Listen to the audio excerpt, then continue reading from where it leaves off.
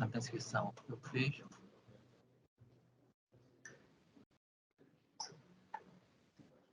Olha lá. Onde? Transcrição. Eu posso parar.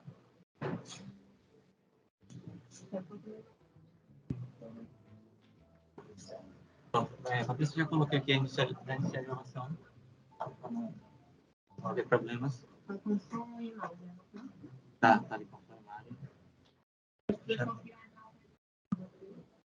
Sim, tem. Não aprovou nem nada. Não. Até agora não.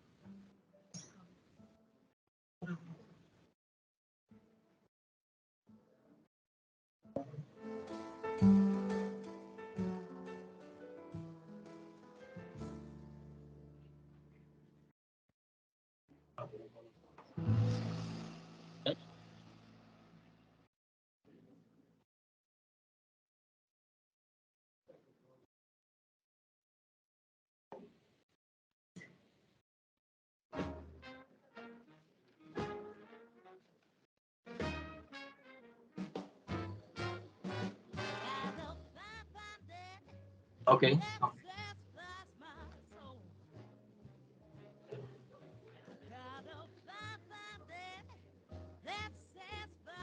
Todos? Mas agora é estranho porque eu tô no pra ouvir.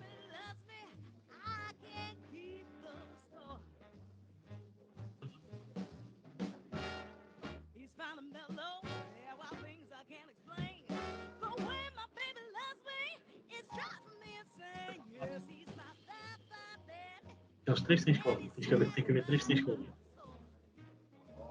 Tens que ouvir também o último que a gente acabou.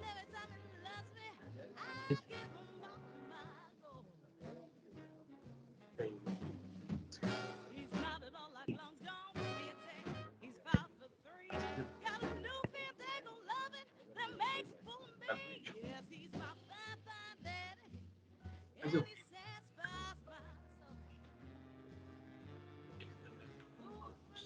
escavo.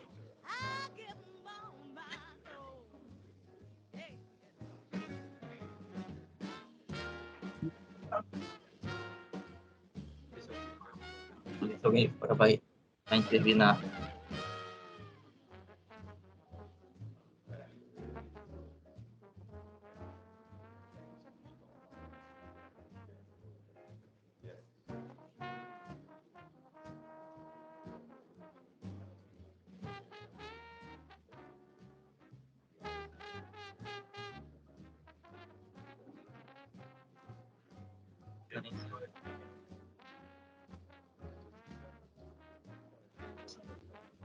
Tem que lembrar só na hora que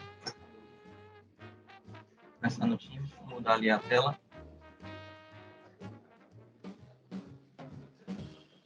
É nesse, na verdade, é nos dois, né? É no projetor e lá. Sim, cadê? A auditório tá aqui, ó. A imagem tá essa. Não, é no outro, Thiago, do lado. A câmera é essa, isso. Tá a câmera esquerda, tá vendo? Essa. Não. Deixar ela para sempre, né? Quando tiver alguém no púlpito, a gente pode... Deixa eu ver aqui já.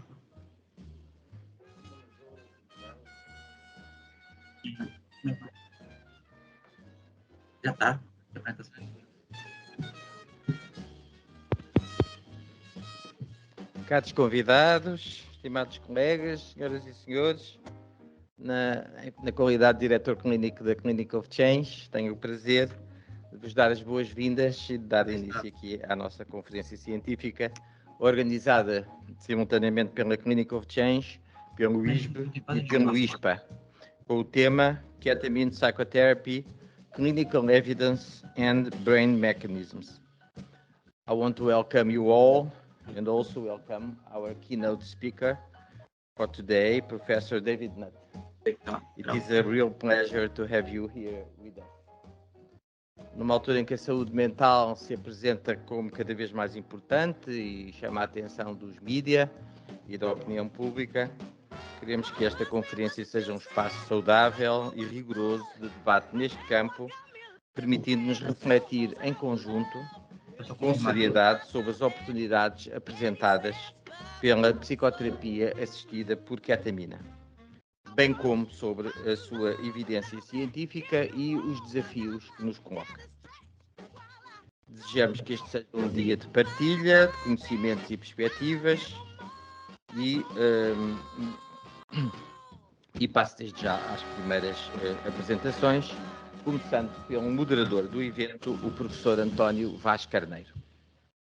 Com 40 anos de experiência profissional em Portugal e nos Estados Unidos, aliás, tivemos a oportunidade, quando nos conhecemos, de perceber que tínhamos um percurso em comum no Mount Sinai Hospital. Há recordações sobre a Quinta Avenida. O professor António Vaz Carneiro é médico especialista em medicina interna, nefrologia e farmacologia clínica. É professor catedrático jubilado da Faculdade de Medicina da Universidade de Lisboa, onde preside ao Instituto de Saúde Baseado na Evidência, um dos parceiros da clínica. É investigador clínico com especial interesse em investigação secundária, revisões sistemáticas e meta-análises, que nos irá falar, metodologias da translação do conhecimento para a prática, sobre utilização de recursos em saúde, aplicações de inteligência artificial em medicina e investigação em medicina de precisão, Big Data. O professor Vaz Carneiro é ainda diretor da Cochrane Portugal, coordenador da Chosen Wisely Portugal e preside a Comissão Nacional para a Formação Profissional Contínua da Ordem dos Médicos. De seguida, apresento-vos o nosso orador, o professor em inglês, o professor David Nutt, cumprindo a tradição. Good morning, Professor. I will proceed with your presentation in English. Professor David Nutt is a psychiatrist and the Chief Research Officer at Awaken Life Sciences. He is a professor of neuropsychopharmacology in the Division of Brain Sciences at Imperial College, London, where he is also the director of the Center for Psychedelic Research, which studies the practical and clinical use of psychedelics. He specializes in the use of brain imaging techniques to understand the causes of addiction and other psychiatric disorders, and is committed to discovering new treatments. He is the author of more than 400 scientific articles and a similar number of chapters and reviews, as well as having directed 8 government studies on drug use and having published 36 books. His most widely circulated book is Drugs Without the Hot Hair, winner of the Transmission Prize, and the most recent one, which he just offered me, is Psychedelics, the Revolutionary Drugs That Could Change Your Life, published this year. In 2010, the renowned science magazine Times Eureka included him in his list of the 100 most important figures in British science. Desejo a todos uma boa sessão, desafiando-os a participarem ativamente e lembrando que o nosso objetivo é o bem-estar de quem se encontra em sofrimento. Obrigado a cada um de vocês pela vossa presença e contributo e passo já a palavra ao professor Vaz Carneiro. Bom trabalho.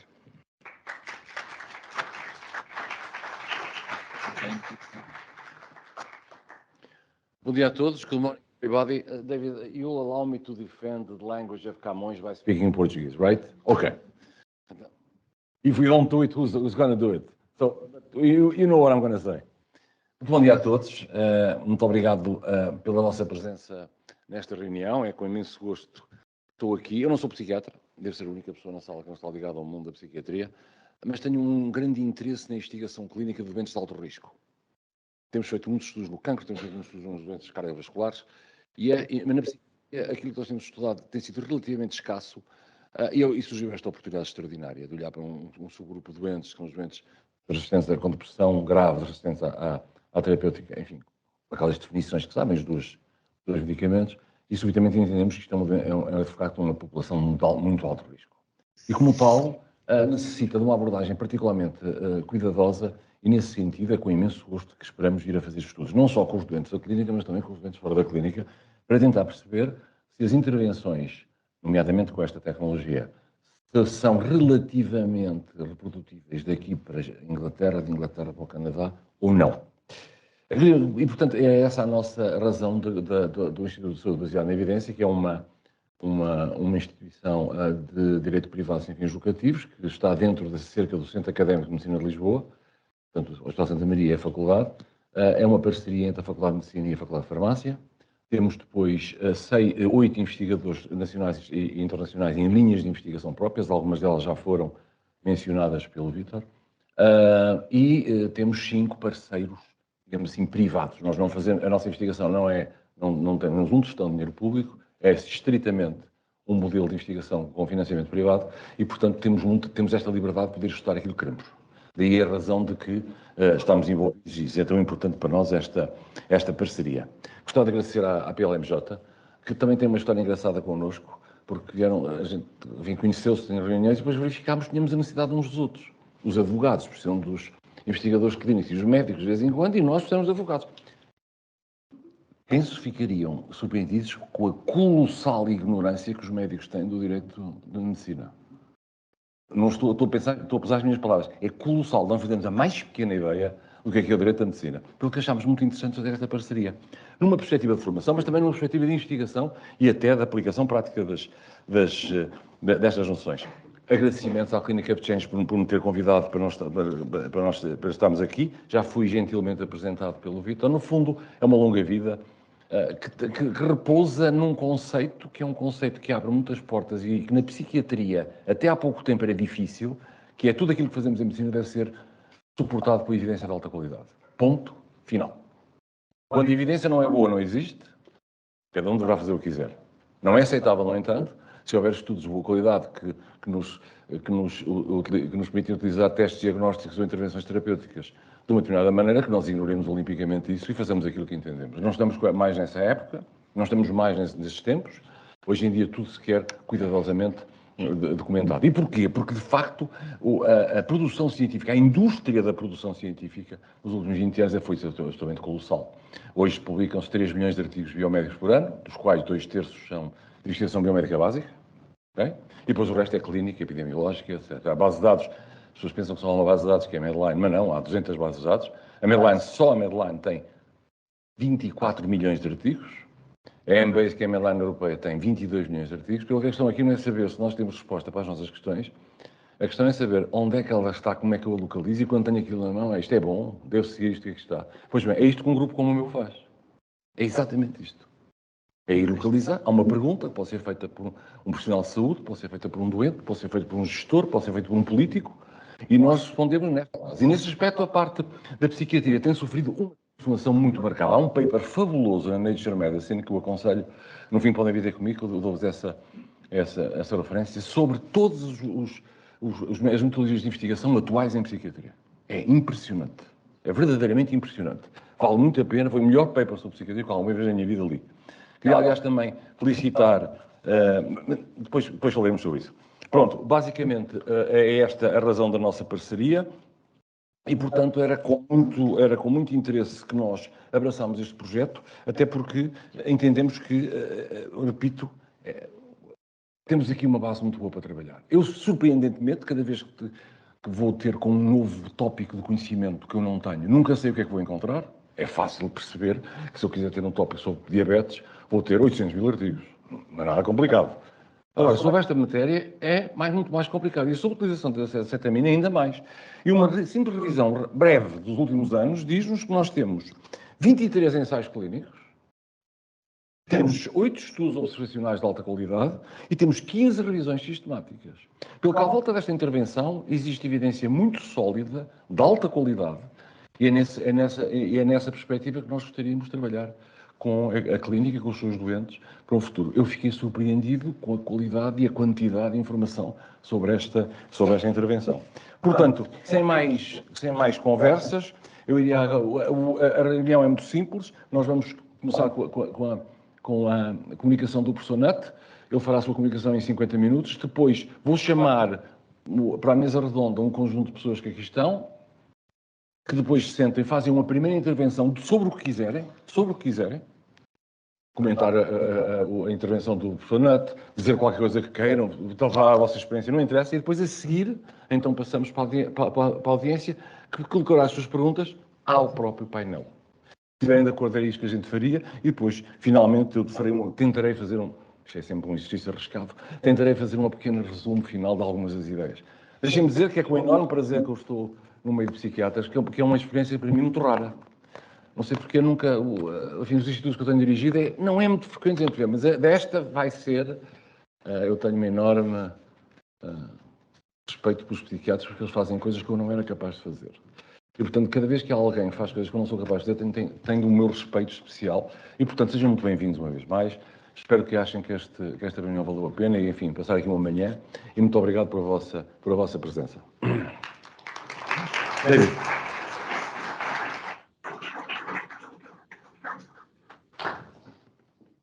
Well, thank you. It's very nice to be here. It's been a few years since I was last in Lisbon, and it's nice to be back and talking about a topic that probably haven't talked about here before, which is psychedelics and particularly ketamine. And it's exciting because, as you'll gather from my talk, I think this is the future of psychiatry, and it's good to see that here in Portugal you've got a clinic that is beginning to move in that direction. So you can see from my affiliations, I'm at Imperial College in London, where I work half-time, largely doing work with what you might call classical psychedelics. And I'll talk a little bit about that, give examples of that through my talk. But the rest of my time, I do other things. I have a charity called Drug Science. And I also work and advise a company called Awaken Life Sciences. I'm Chief Research Officer there. And Awaken Life Sciences I joined a few years ago because they had the vision of setting up similar clinics in the UK. In fact, we set up 2 ketamine clinics in the UK. So I gave up my work in the National Health Service and I moved to the private sector, which is something I never expected to do, in all my 40-odd years of working in the NHS. But I was forced to do it because the NHS wasn't prepared to change. It wasn't prepared to embrace innovation, particularly in this field. And I wanted to give my patients the best chance of recovery they could have. And there's no question that at present, ketamine is the only psychedelic we can use clinically with any degree of ease and facility. And so that's why I've been working in the private sector as well. So that kind of makes a bit of sense of where I am and why I'm here. So ketamine's been around for a long time. It's certainly its recent promotion into the field of psychiatry comes after nearly 40 years of experience in other branches of medicine. As you probably know, it was developed as an anesthetic and a painkiller to replace the PCP, phencyclidine. It was used in Vietnam as a buddy drug. It could be injected IM by soldiers. You could inject that plus morphine to their colleagues who had bits of their bodies blown off. It was a anesthetic or analgesic, and it's widely used around the world. Half of all operations in sub-Saharan Africa are conducted using ketamine, and they're conducted usually by non-anesthetists, usually by trained technicians. And that's because it's extremely safe anesthetic. It doesn't cause respiratory depression. And that makes it peculiarly appealing as a tool to use in other branches of medicine, because it's extraordinarily safe. Over the last 30 years, it's been developed as an analgesic, and there are various pain experts who use it in different doses, often subcutaneous, slow subcutaneous infusions to deal with chronic pain syndromes. But I started using it in 1990. Most people don't know this. We didn't actually publish the data because it was quite difficult and challenging to work with, but I started working on it as soon as it became clear that ketamine was an NMDA receptor antagonist. And I was intrigued by the finding that NMDA receptors were upregulated in alcoholism.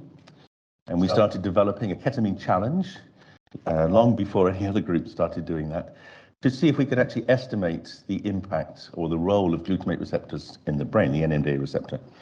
And it proved quite challenging, particularly because the kinetics of ketamine given IM were not ideal. The data was quite variable, as I now know, because individual reactions to ketamine are quite different. So I pursued that for a couple of years and then moved into areas of pharmacology which are a bit more predictable, like the GABA system and the noradrenaline system. But I've always been intrigued by the role of the NMDA receptor because, as I guess, how many of you are actually scientists? Okay. Well, you know, the NMDA receptor, everything you've learned so far today, everything you've learned from me has been encoded through your NMDA receptors. And so they're pretty important. They're probably the most important receptors in your brain. So it is worth exploring drugs which work on them. Now, I know that there are some psychologists, possibly in the audience. Are anyone here from the William James Institute? Oh, okay. So I put this slide in specially. There are two William James slides, especially because I know that there is a psychology institute in Portugal named after William James. And he's a bit of a hero of mine. And if you read my new book, you'll find he figures in it. So he was one of the fathers of psychology, the concept of thinking about the mind in a scientific way. And he was what we call a psychonaut. And there's actually a very interesting new book which has been written by Mike J called Psychonauts, which talks about James, and well as other people like Freud. You should read that too. And James used nitric oxide and mescaline and realized that they changed his mind in a very important way. And in fact, the changes were so important that he said what is there in the highlights. Just read the highlights. No account of the universe in its totality can be final that leaves these disregarded. So he was laying down a challenge about 120 years ago that if you really think you're a scientist and if you want to understand science, if you want to understand life, the universe, etc., you need to understand consciousness. The problem he had was he couldn't study changes in the brain that related to the experience. We can, and that's really why this field has really expanded enormously in the last 20 years, because we can now use brain imaging techniques to understand the nature of altered consciousness produced by drugs. So for those of you who don't know much about ketamine, there's a sort of sequential impact of ketamine on the brain, which goes from the top. At the top, it's a mild stimulant, and then it begins to distort perceptions, and people get a sense of things melting, time changing, melting into people. And then the perception of individuals and their relationship to the universe changes. They often feel they can be very big or very, very small. And paradoxically, those things can happen simultaneously. And then in the red box, you begin to develop more classical psychedelic experiences like visions and hallucinations, and then out-of-body experiences. And that's really what we're targeting when we are using ketamine as a therapy. And then eventually you get to the anesthetic state, which is called the K-hole, or catatonic state, which we generally don't want to get into, and in fact, which has now recently been shown not to be as therapeutic as being in a lesser state of dissociation. And the recent history of ketamine as a therapy stems back to the work of John Crystal. And he's a psychiatrist at Yale, and he was exploring different drugs to model psychosis. And he used ketamine, and he used THC, cannabis, and he's recently moved on to use psychedelics like us. And he noticed a very interesting thing when he used ketamine in healthy volunteers, which was that afterwards they often had a sense of being, their mood was transiently improved. And that was a very serendipitous insight, and it led to him developing with other members of his team, particularly Carlos Zarate, ketamine as an antidepressant. And that was important because although we had a lot of antidepressants, and you can see we have a whole range of different antidepressants on this slide, what was very clear by the time Crystal was doing his work was that effectively, all these different antidepressants do the same thing. They all lift depression in a very similar way. And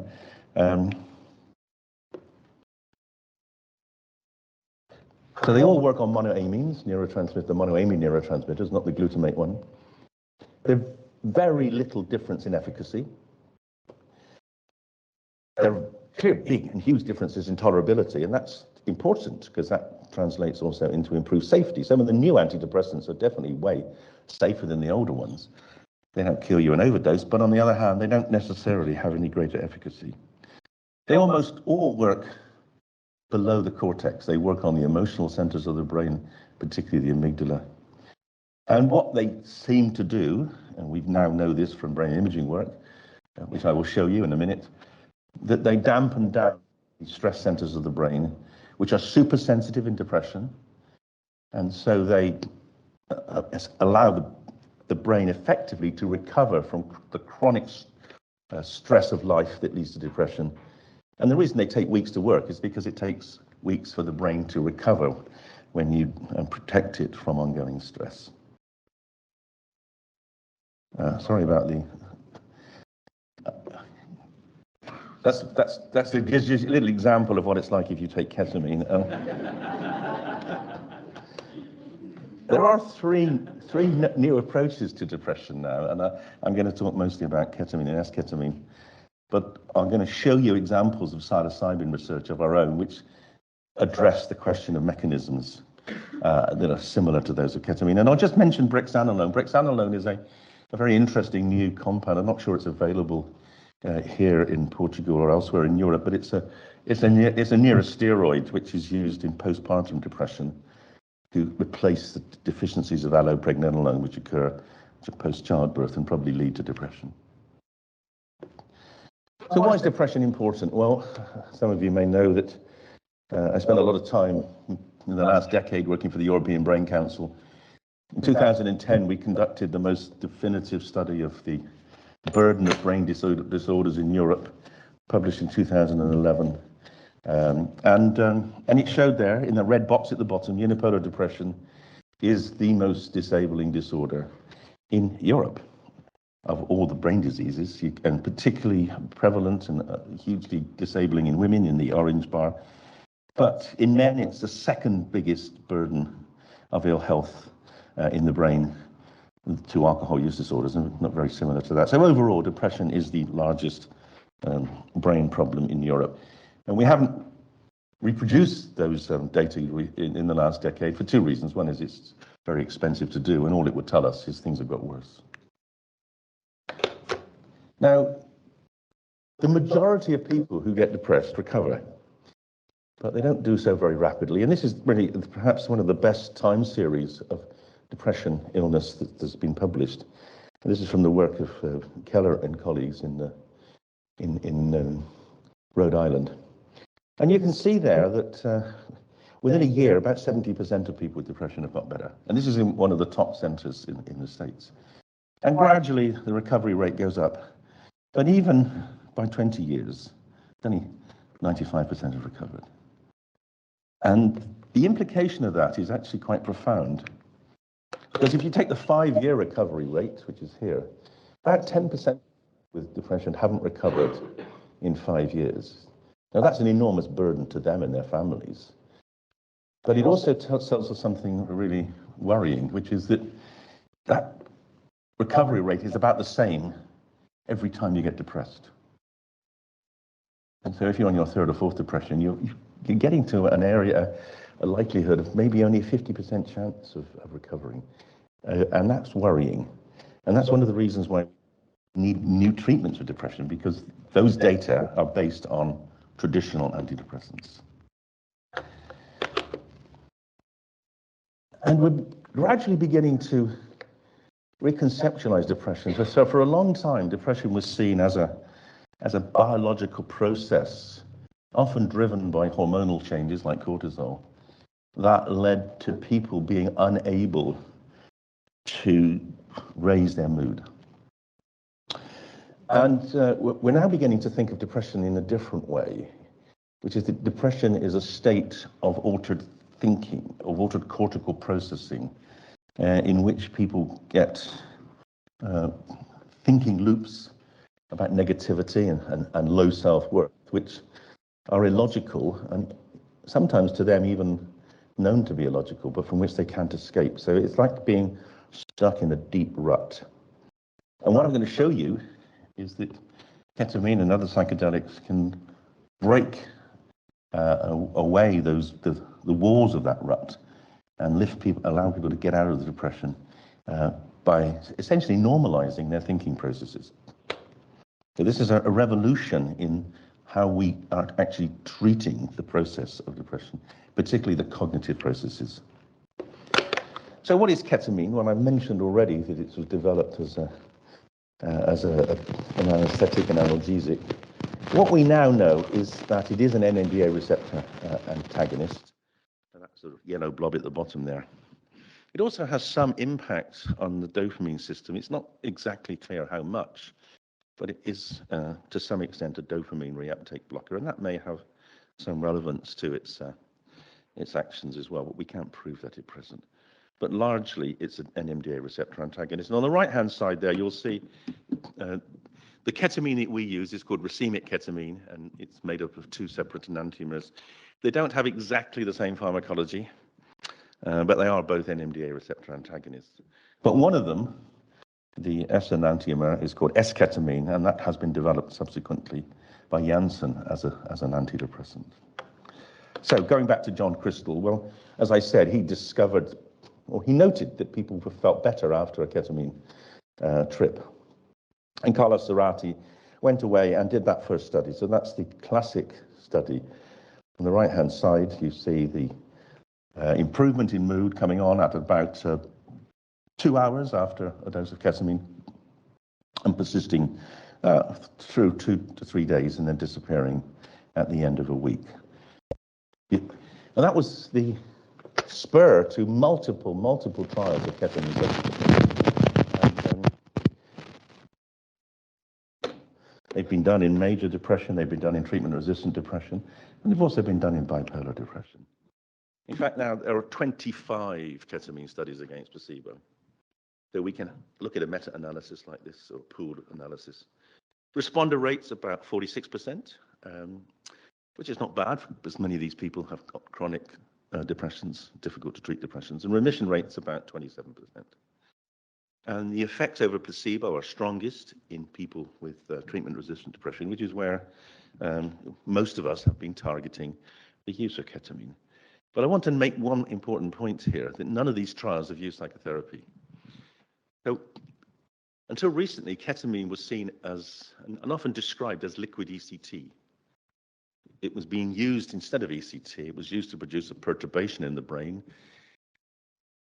that would lead to an outcome. It was often given in ECT clinics. It was often given intravenously, which required the use of an anaesthetist. So it was very easy for people to, because they had anaesthetists in their ECT clinics, giving the muscle relaxant and the anesthetic, they would just give the ketamine instead. And I suppose, and I'll show you in a minute, that it's, that's not a bad way to start.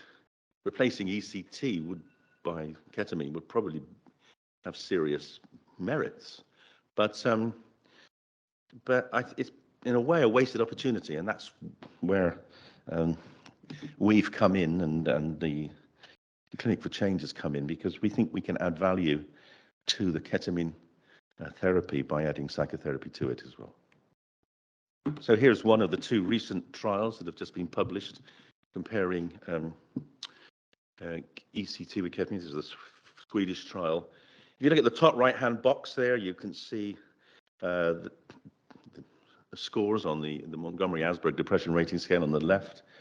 The black squares are the individual patients who got ECT. The red squares are those that got ketamine. And afterwards, you can see that for most people, the scores go down, and they go down about equally for ketamine and ECT. So, and there's been a US study that's recently reported essentially the same data. Ketamine is as good as ECT, or certainly no less good. But the bottom left-hand image is an important one, because that looks at relapse rates. For those people on the who get well, you can look at relapse rates, and you can see the relapse rates are not brilliant. By about 4 months, 50% have relapsed. And that's where we can improve, and that's where I think if we utilize the power of psychotherapy with the ketamine, we can do a lot better. I need to say a few words about S-ketamine, because this is the first licensed ketamine for the treatment of depression, developed by Janssen and Janssen, Johnson & Johnson and Janssen. Husseini Manji left NIH. I used to work with him at NIH. He left there to join Johnson & Johnson in order to promote this, because he strongly believed that this was going to be a revolution, a breakthrough in treatment of depression, and it succeeded. This is licensed now as a medicine. It's a nasal spray, which makes it easier to use than an IM injection, and certainly than an IV injection. Psychiatrists are generally resistant to giving IV injections. They generally don't like giving IM injections, but they're prepared to give a nasal spray. And you can see on the right-hand side one of the seminal trials which got S-ketamine licensed, showed that it was definitely better than the placebo in terms of remission rates. Now, but S-ketamine is an interesting drug in 2 ways. The first is it's licensed to use as a top-up to individuals who have been started on traditional antidepressants and have not made a full response. So it's interesting in the sense that it does work. We'd actually know if it works in people who haven't failed to respond, but it does work in people who haven't responded. And the second thing about it is again, it's used in very much a sort of medical model. You bring people in, you put them in a chair, you give them 1 or 2 sprays of S-ketamine up the nose, and then you wait and hope that they don't become very disturbed, and then afterwards you send them home. So there's no attempt to utilize any of the experience of ketamine to see if you can improve on the outcome, which I think was a necessary condition. I think the reason that psychotherapy hasn't been added to Spravato is 2 reasons. One is that when it was being developed, no one realized that you could add value. And the second is that we now know that the regulators like the FDA are very hesitant to have to endorse therapy. They say, we don't know about therapy. We're the Food and Drug Administration. We're not the Food and Therapy Administration. So how do we actually, we don't know enough about therapy. And this actually is a huge problem. This is actually one of the great challenges in psychedelic therapy at present. Because there are companies now which are like Janssen, which are pursuing the idea that this is just another kind of antidepressant therapy. And there are those like us who think, yeah, but we can do better. But the regulators are resisting the concept of doing better in the regulatory pathway because they don't know how to regulate it. And that's something maybe we can talk about in the discussion, because to my mind, patients are missing out if we don't optimize the psychotherapeutic value of what we do. By the way, there's now nice long-term data with S-ketamine. It shows that when you start people on it, you can see rapid recoveries, rapid reductions in the Madras scores. And you can see if you give it on a regular basis, once a month over the course of a year, people stay well. But that's giving it, as I say, on a progressively reducing dosing, or extended periods between dosing, but it does require carrying out continued dosing. And again, it's possible we could do better if we intervene more aggressively at the beginning.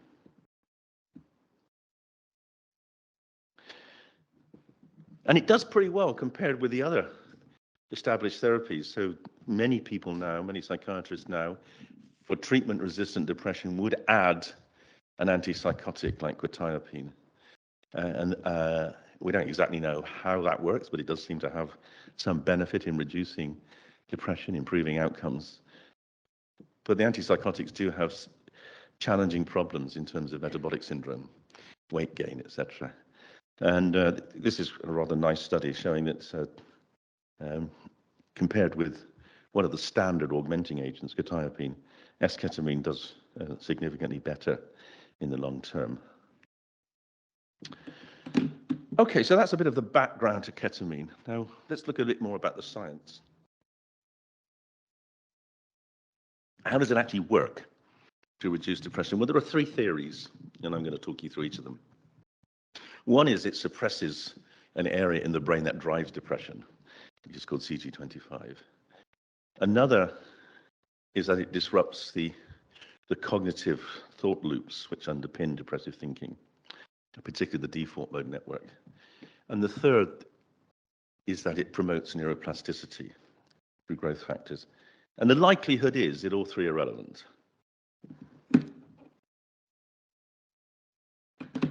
So how does ketamine work? Well, I've already said it's an NMDA receptor blocker. If you look at the very top left, see that red circle at the top left? That's ketamine. That's ketamine blocking glutamate activity at that little neuron that's coming in at the top. It says IN, that's an interneuron. And essentially what ketamine does is prevent the inhibition of that big blue neuron at the top. See at the top, the big fat neuron in blue? That's a glutamate neuron. And that's normally controlled by GABA, a GABA interneuron. Because if you don't control glutamate, you have hyperexcitability and you produce changes in consciousness, and you also produce changes in things like seizures and that. So normally the glutamate system in the brain is tightly regulated. Ketamine dysregulates that. It takes off the brake. And so in the synapse in the middle there, number 0.4, you get a massive release of glutamate. And that in itself then produces downstream changes in growth factors. But also, as you see on the left-hand image,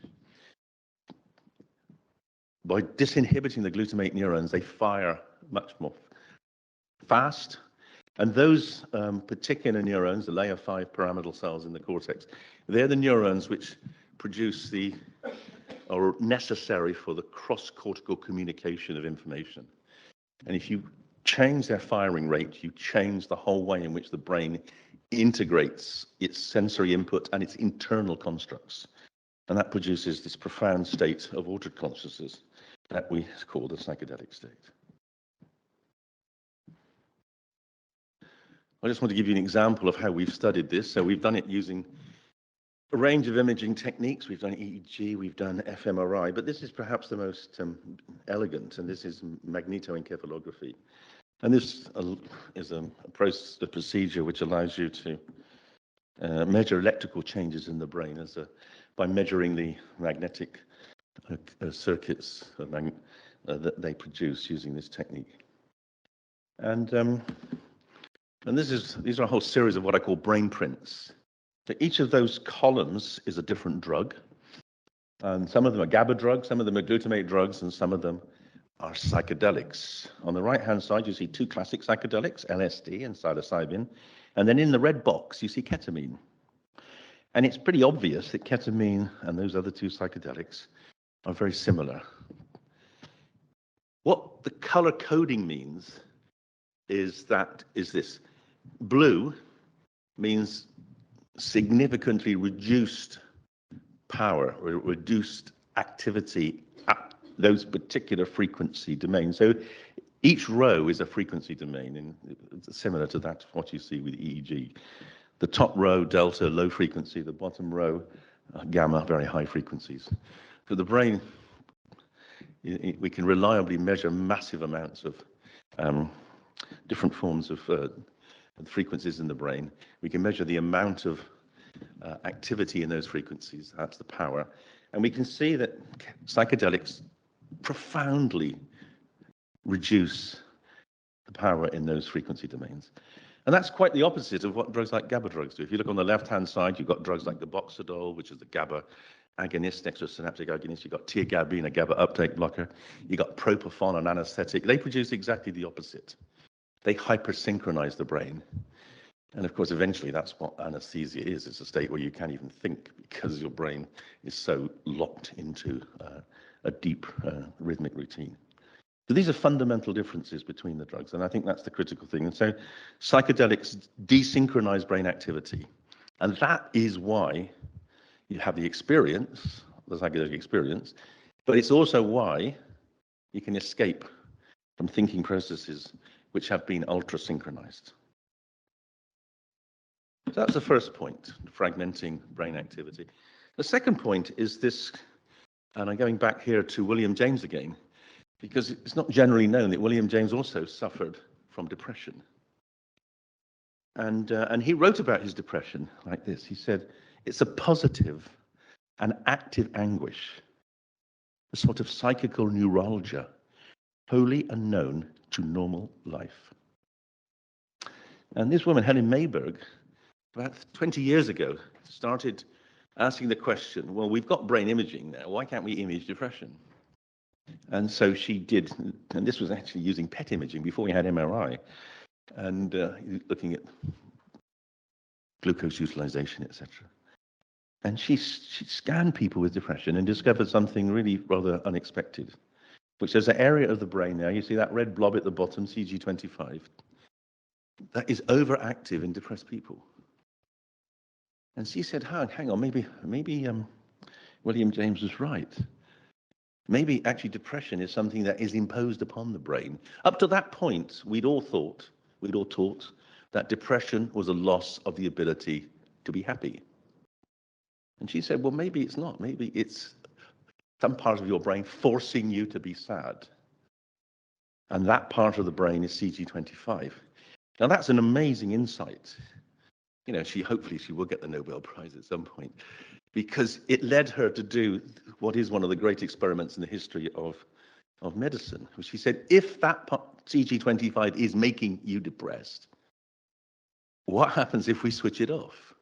Okay, how can we switch it off? Well, she was working in a neurosurgical, she's a neurologist, she was working in a neurosurgical center in Toronto. They were experts at switching off the brain in Parkinson's disease. 200,000 people in the world now have electrodes in their subthalamic nucleus to switch off that nucleus in Parkinson's disease. So she said, well, hey guys, can you switch off the subgenual cingulate? And they said, sure. And here they did. And she switched off the subgenual cingulate, and people got better. And the ones in which it stayed switched off stayed well. So that's transformational concept. You can switch off CG25, you're no longer depressed. And now there are people still having electrodes, doing studies, switching off CG25 for resistant depression. But of course, that's actually quite a complex and expensive procedure. And most people would prefer not to have electrodes in their brains. So we got to switch off CG25 using other treatments. And it turns out that many treatments of depression also switch off CG25, including, as Bill Deakin showed over 10 years ago, ketamine. Whatever treatment you use to lift depression, eventually CG25 shuts down. And it's a necessary corollary of treating depression.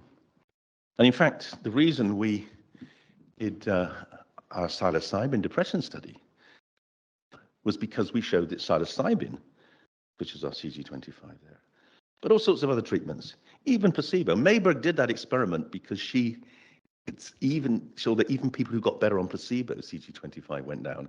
But for the ones it didn't go down, the depression didn't lift. So she actively did the deep brain stimulation.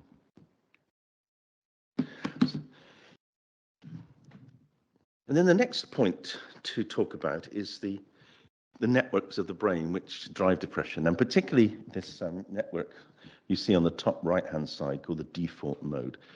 So one of the great insights from brain imaging has been the discovery that there are multiple networks. Now, we always knew there were networks because we knew if people had traffic accidents or war injuries, they'd take a chunk of their brain out and it wouldn't work normally. But now we can image the networks in a very sophisticated way. And a network emerged from this imaging, which we didn't know existed, which is called the default mode. Now, how many of you have heard of the default mode network? Quite a few of you, but not all of you. So for those of you who don't know what it is, it's the one at the top right there. It's a network which is frontal and posterior and lateral. But I want to explain to you how it works now. So we're going to activate all your default mode network. So what I'm going to do now is I want you all to close your eyes. And then when I stop speaking, no, please close your eyes. Don't look at me anymore. I won't go away, I promise. I'll be here when you wake up. Close your eyes, and I want you to reflect on why you came today and whether actually it's been worthwhile so far. So just reflect on that. Okay, you can open your eyes again now. Now, if I was scanning all of you, any of you, during that period, what I would see would be that network, that top network activated. That one. Because that's the network in which you do your thinking about yourself. When you're not listening to other things, when you're not seeing things, when you're not moving your arms, when you're doing nothing but thinking, that network is the dominant network. It's why it's called the default mode. It's actually kind of the wrong way around, isn't it? It really should be the key node of your brain, because that's where the most important things happen. But anyway, that's where you do your thinking about yourself. And amazingly, the default mode network is overactive in depression. So this is the work from Yale. Looking at the top left, see the controls. There's a network in the brain, the default mode, and depressed people have more of their brain engaged in the default mode than people healthy controls. That makes perfect sense because they're spending more of their time thinking about themselves. Depression's a disorder where you have continued repetitive negative thoughts about yourself. And what's, again, even more remarkable, if you look at the top right-hand image, you can see that the hyperconnection of the default mode is driven by that subgenual CG25 region.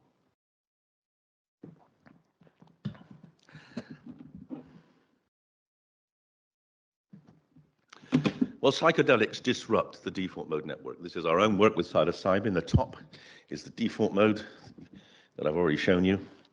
And the bottom is after a psychedelic. The default mode becomes completely disintegrated. That is what the psychedelic state is, that state of not being yourself. And we thought, well, hang on, if psilocybin can disrupt the default mode, and the default mode's overactive in depression, maybe psilocybin could lift depression. And that's why we did the study. And it did. A single dose of psilocybin dramatically reduced depression scores in people who had treatment-resistant depression. They'd all failed on at least 2 antidepressants. They'd all failed on CBT, and they all got better. And some people are still well now, 10 years later. So that's an example of a rapidly acting single dose of a psychedelic to lift depression. And ketamine does the same thing. Ketamine disrupts the activity of the default mode network, which I think is almost certainly one of the main reasons it works, because it breaks down those repetitive negative thought processes. And then the third reason ketamine and other psychedelics are effective is that they produce what's called neuroplasticity. So neuroplasticity is the ability of the brain to grow new processes, either dendrites or synapses. If you look at the top left-hand image here, you see that's basically a neuron, and the little red arrows are showing you spines, which are going to make synapses. And then the next image below is the same animals treated with cortisol. Cortisol is a hormone which leads to depression in humans. It leads to depressive behaviors in animals. And it's associated with the loss of synapses.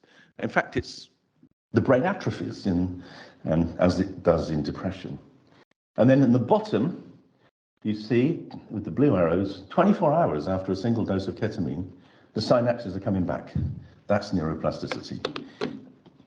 So that's a structural neuroplasticity which is driven by growth factors in neurons which make the synapses grow. And that then leads on to other kinds of neuroplasticity where you can use those synapses to lay down new ways of thinking, new behavioral patterns, etc. So we have the remarkable ability that if people can think differently as a result of their psychedelic experience, their brain is in a neuroplastic state where they can maximally engage and entrain and lay down new ways of thinking. And I just want to show you this. We've, group at Exeter and my group have been using this technique called human LTP, visual LTP. We can actually test the theory that there's neuroplasticity in humans by using these gratings. We can take volunteers, we can show them a lot of these gratings one after the other. We can induce a process of learning called LTP, and we can show that that is enhanced after ketamine. So this is unpublished data from Celia Morgan's group, and we've got similar data with psilocybin. So we're pretty confident now, at least in the visual system, we can say that psychedelics do increase neuroplasticity in humans in the same way as we think, well, we know they do in animals. And there's just one other thing to finalize. There are other studies we're doing at present. There's a PET, positron emission tomography tracer, called UCBJ. UCBJ is a tracer which binds to the vesicles that contain neurotransmitters in synapses. It's a measure of synaptic density. We're using it to measure loss of synaptic density in disorders like Alzheimer's, where the binding goes down. And the group at Yale, and we're replicating or trying to replicate that now using both ketamine and also DMT. The group at Yale showed this paper last year where they showed that there was a tendency for an increase in the density of this binding. And that binding is a measure of synaptic number. And it's particularly, the binding goes up in people who've got low levels. So the bottom left-hand image here, the blue line, shows the people with low levels of the synaptic density show an increase in the binding after they're given ketamine. So that's kind of consistent with what we imagine will happen in depression, where you'd have the people with a deficiency of plasticity could potentially have it enhanced by ketamine. So this is very new work. It's very early days, but it's another tool for us to ask specific questions about neuroplasticity. Okay, I've talked a lot about ketamine in depression and mechanisms. I want to focus a bit now on addiction, because in a way that preceded the crystal work in depression. And of course, but it's got much less recognition because it was done in Russia. And this man, Evgeny Krupitsky, was a pioneer of addiction treatment. And in Russia, he had almost no options. They wouldn't allow methadone, they wouldn't allow buprenorphine. The only thing he could intervene in addiction with was ketamine. So he started doing ketamine studies in heroin and alcohol addiction with very powerful outcomes, which was great. And we learned about that. Unfortunately, Russia has now banned ketamine for human use. It allows it for animal use, but not for human use. So poor Evgeny can no longer research anything to do with addiction in Russia. He's been completely sidelined by their intense prohibitionist policies. But we've learned from his work, and we've started thinking about the use of ketamine to disrupt addictive processes. And there are a number of studies. This is from Elias Dakwar's group in the States, where they've used ketamine to try to break the patterns of repetitive use in cocaine. And he's got some preliminary data there that ketamine plus mindfulness-based psychotherapy can be helpful in cocaine use disorder. He's also got some data there showing the bottom line on the right, the bottom red squares are people with who were treated with alcoholics treated with ketamine, and very few of them relapsed over the next 3 weeks, whereas given the control, a sedative drug called midazolam, about 40% relapsed. So that, again, very interesting preliminary data. But the real breakthrough came from this work in Exeter University by Celia Morgan. Some of you will have heard her talk here recently. So Celia is also part of the Awaken team. So she and I are the lead scientists in the Awaken team. And she's leading the work on addiction because she designed and ran this remarkable study, which was taking people with alcohol use disorder and randomizing them either to ketamine, 3 ketamine treatments, or 3 placebo treatments, but also within each group, one subgroup received mindfulness-based psychotherapy, and the other received just alcohol education. And this mindfulness-based psychotherapy is the basis of the care therapy we use in the Awaken clinics now. It's 7 1.5-hour manualized sessions, and I won't go through all of it, but it's based on all the classic things that you would want to use in any therapy with addiction. You want to look at the reasons people use drugs, the triggers which provoke relapse, and also it helps people prepare for the experience of ketamine, which is central to maximizing the benefit from it.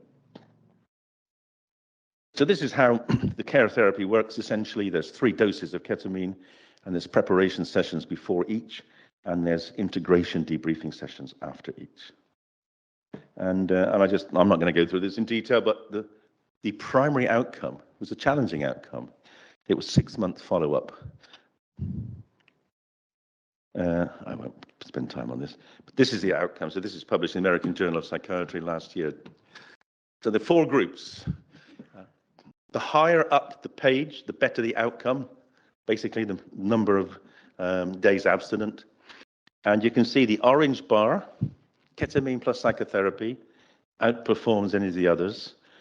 And the next bar is ketamine plus psychoeducation. So the 2 top bars are ketamine. So ketamine is better than placebo.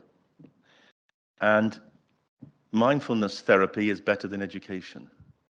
And so that's why we're doing it now. That's why this is the methodology we are using in our clinics. Secondary outcomes are some small pieces of data which support the idea that ketamine does have benefits in terms of rumination, repetitive thinking, and also anhedonia. So certainly at 3 months, there was a significant benefit in the ketamine groups on both those variables.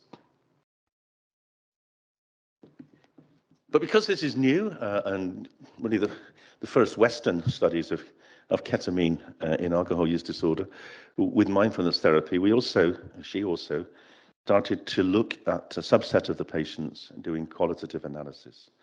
And I'm just going to give you a couple of examples of some of the descriptions that the patients use. So here's one on the left-hand side. So moving onwards in life, every time I get something that's quite testing or, a problem, I just say, well, a couple of months ago, I was just like white light. So how bad can this be? At least I'm not, at least I've got a body. At least I'm alive, kind of thing.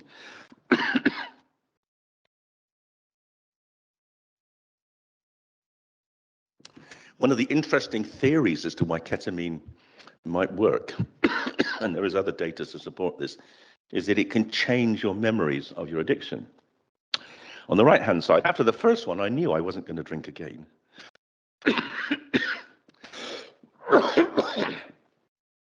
I don't recall what pint tastes like. Now a pint was my drink, and I couldn't imagine the taste. So instantly, I was not wanting to drink. This kind of cutting off the memory of craving for a particular drink, I mean, it's staggering, because we've seen that. Matt Hopkins has seen that with psilocybin for tobacco smoking. People can stop having any interest whatsoever in the drug that they're particularly addicted to. What about other feelings? And this is quite common with psychedelics, that people feel more connected with the world. Addiction is a state where people become internally connected with their love object, which is the drug.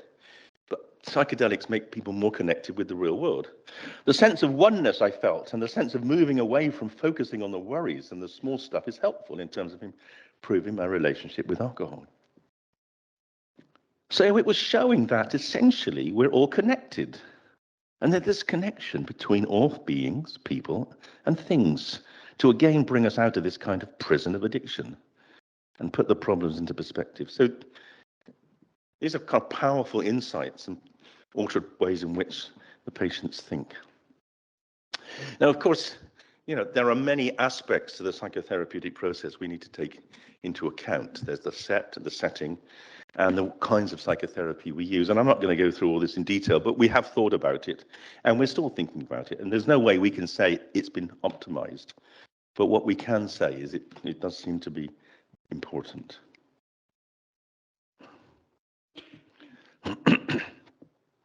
One of the key things is to make sure that when people go into the ketamine experience, they're ready. Anxiety is a bad predictive factor in any psychedelic experience. So we have to get them to practice relaxing. And we also have to get them not to resist. Resisting the experience, again, is one of the few clearly negative responses to it. If you resist it, you won't benefit from it. So the message is always to go with and go through.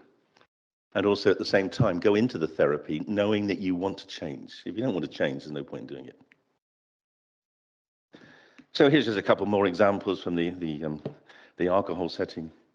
I mean, I just say on the right, let me read the right-hand one. I thought it was amazing how clinical it was and how organized it was and how safe I felt with it. And this is the big difference between what we do in clinical treatment and what people do recreationally. I mean, there may be people who are trying to treat themselves with psychedelics outside clinics, but the outcomes are likely to be much less good for the reasons I've already mentioned.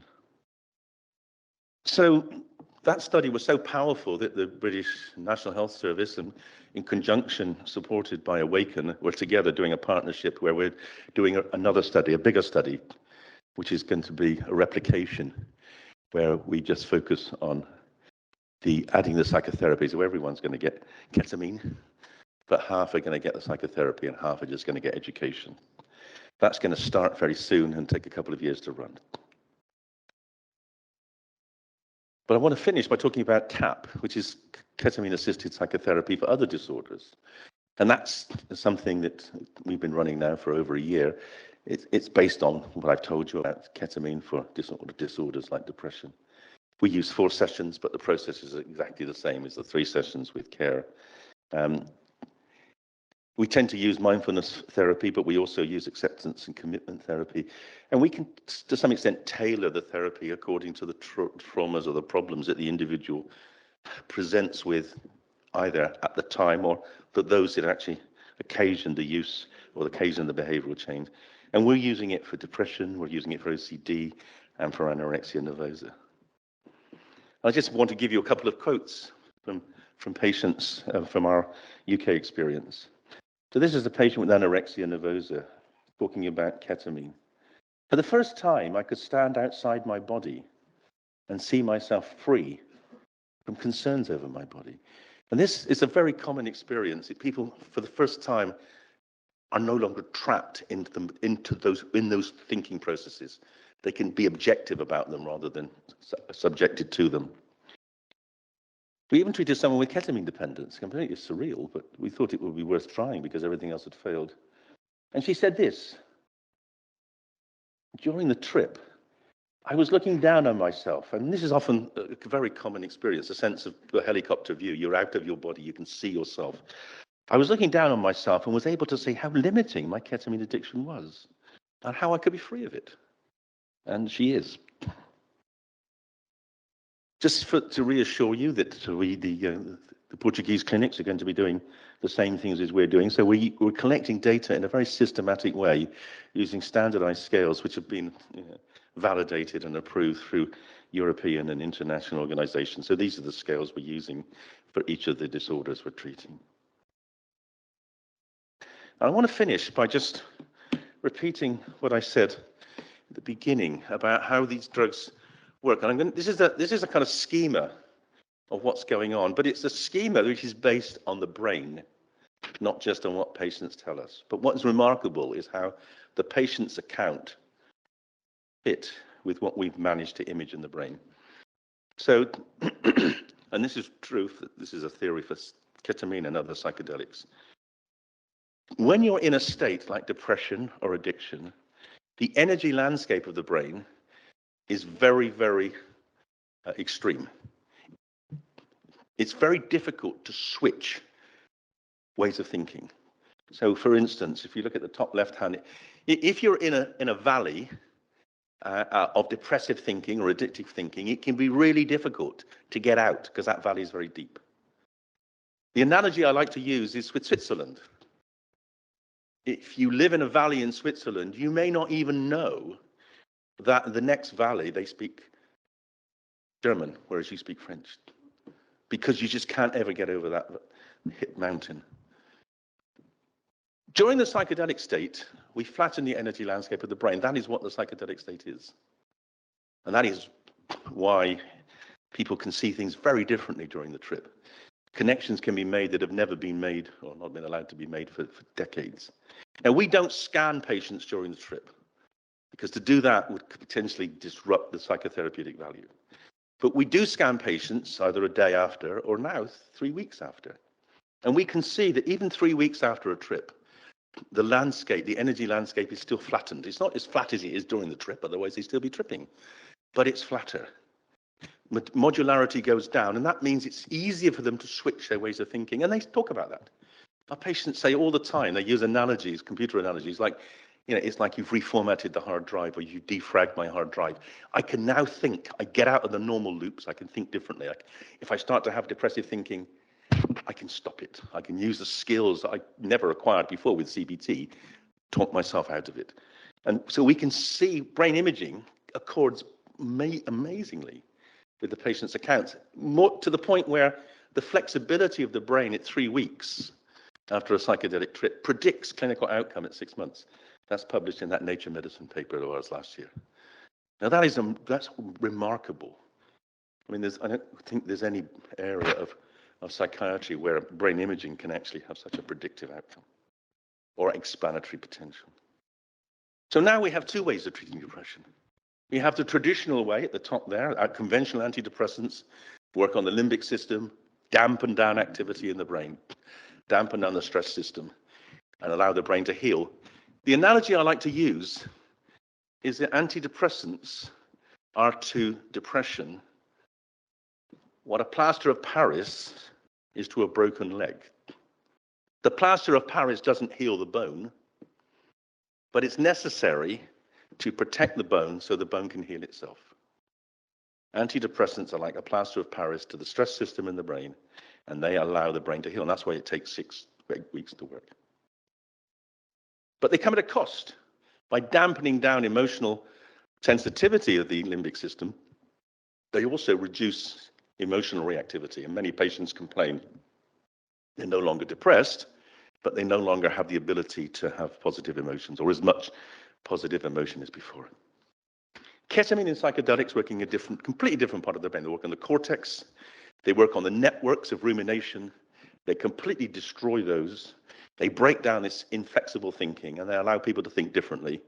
And that's why you can come out of your depression within hours of the experience, or even during the experience. And you can continue to think differently because your brain is in this more flexible state, and you've got neuroplasticity. So if you do get insights and you do get therapeutic gains, you can encode them and nail them down better. And this is, to me, really exciting. For the first time, and I've been practicing, I prescribed my first drug in psychiatry, hard to imagine, but that was in 1973. And I'm still prescribing the same drugs now as I was doing then. But at last, we've now got some alternatives that work in a different way. And that's fantastic, because all other branches of medicine, major branches of medicine, have alternative therapies if one doesn't work. So where next? Well, we've got the clinical change here in Portugal. We've got Awaken clinics in many other countries, Norway, in the States, the UK. I just want to finish by busting a couple of myths. Ketamine has been vilified by many people as being very dangerous, but it's not. It's a very safe drug. It wouldn't be on the WHO essential medicines list if it wasn't safe. Of course, it's safe. When it's used in a medical setting, it's extremely safe. Have there ever been deaths in a medical setting with ketamine? I don't know. Probably not. Is it addictive? Sure. If you take ketamine every day, you get tolerance. And if you keep taking it, the tolerance will grow and you'll take more and more. And you'll end up with problems, bladder problems. But when it's used in clinical settings, that doesn't happen. And the idea that people are going to seek private ketamine therapy to get recreational ketamine is absurd, because it's about 1,000 times more expensive privately than it is on the street. And many expert groups, here's 3 independent expert groups all over the world that have come to the conclusion that ketamine is certainly among the least harmful recreational drugs, let alone medical drugs. And we'll finish now. I'll just remind you of a couple of books you might want to read. There's this one on psychedelics is psychiatric medications. And there's my new book on psychedelics, which does quite extensive coverage of ketamine as well. So feel free to read those. And next time I see you, bring your copies and I'll sign them. Thank you. Thanks very much.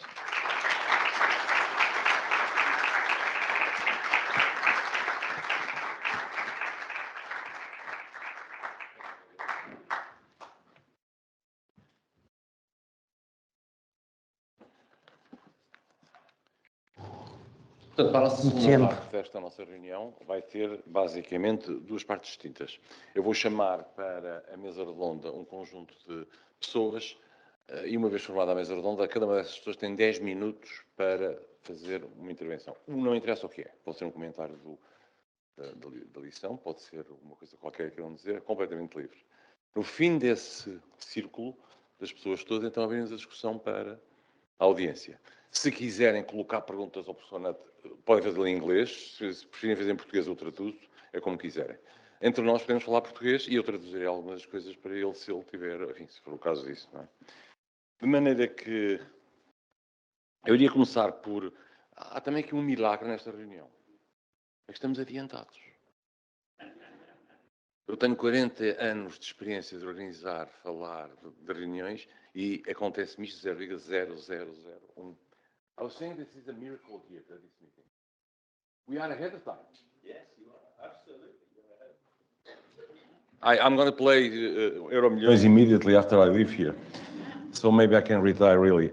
Okay, so, portanto, I'm just saying that, just showing them the way that you're going to do things. People will come here, will speak a statement, and then we'll pass to the audience that can ask in English or in Portuguese, and I'll translate. It's the same. Going to be the same. Now, eu chamo então, em primeiro lugar, o professor Albino Oliveira-Maia, da Fundação Champalimau, é professor auxiliar convidado de Psiquiatria e Neurociências da Nova Medical School. O professor Maia é médico cientista, especialista em Psiquiatria, doutorado em Neurociências pela Universidade do Porto e da Duke University Medical Center, mestre em Saúde Pública. Pode pôr aí. Isso. Mestre em Saúde Pública. Desculpem. Pela Harvard School of Public Health e médico pela Universidade do Porto. É diretor da Neuropsiquiatria da Fundação Champalimau e professor auxiliar da Nova Medical School em Lisboa. É ainda vice-presidente da Sociedade Portuguesa de Psiquiatria e Saúde Mental e publicou cerca de 30 artigos em revistas com revisão de pares e vários capítulos de livros. Organizou 11 eventos, orientou 7 teses de doutoramento e cerca de 70 alunos de mestrado. E recebeu mais de 20 prémios e distinções. Não vou estar a dar os parabéns dos 20 prémios de extinção, vou-lhe estar a dar parabéns do artigo extraordinário que foi publicado na Nature, que discute a capacidade, por equipa do professor Oliveira-Maia, que discute a capacidade de dar o consentimento informado em doentes com doenças mentais. Então, é muito interessante, eu achei que foi um artigo espetacular. Há muito tempo que não vi uma coisa, portanto, parabéns. Não é todos os dias que eu estou a moderar uma... E tem que ir um mês, talvez, 2 meses? Publicação? 3. Está velho. Pronto, não é que queríamos felicitá-lo, que é exatamente estes os trabalhos que põem Portugal no mapa e nos ajudam a afirmar-nos a nível mundial.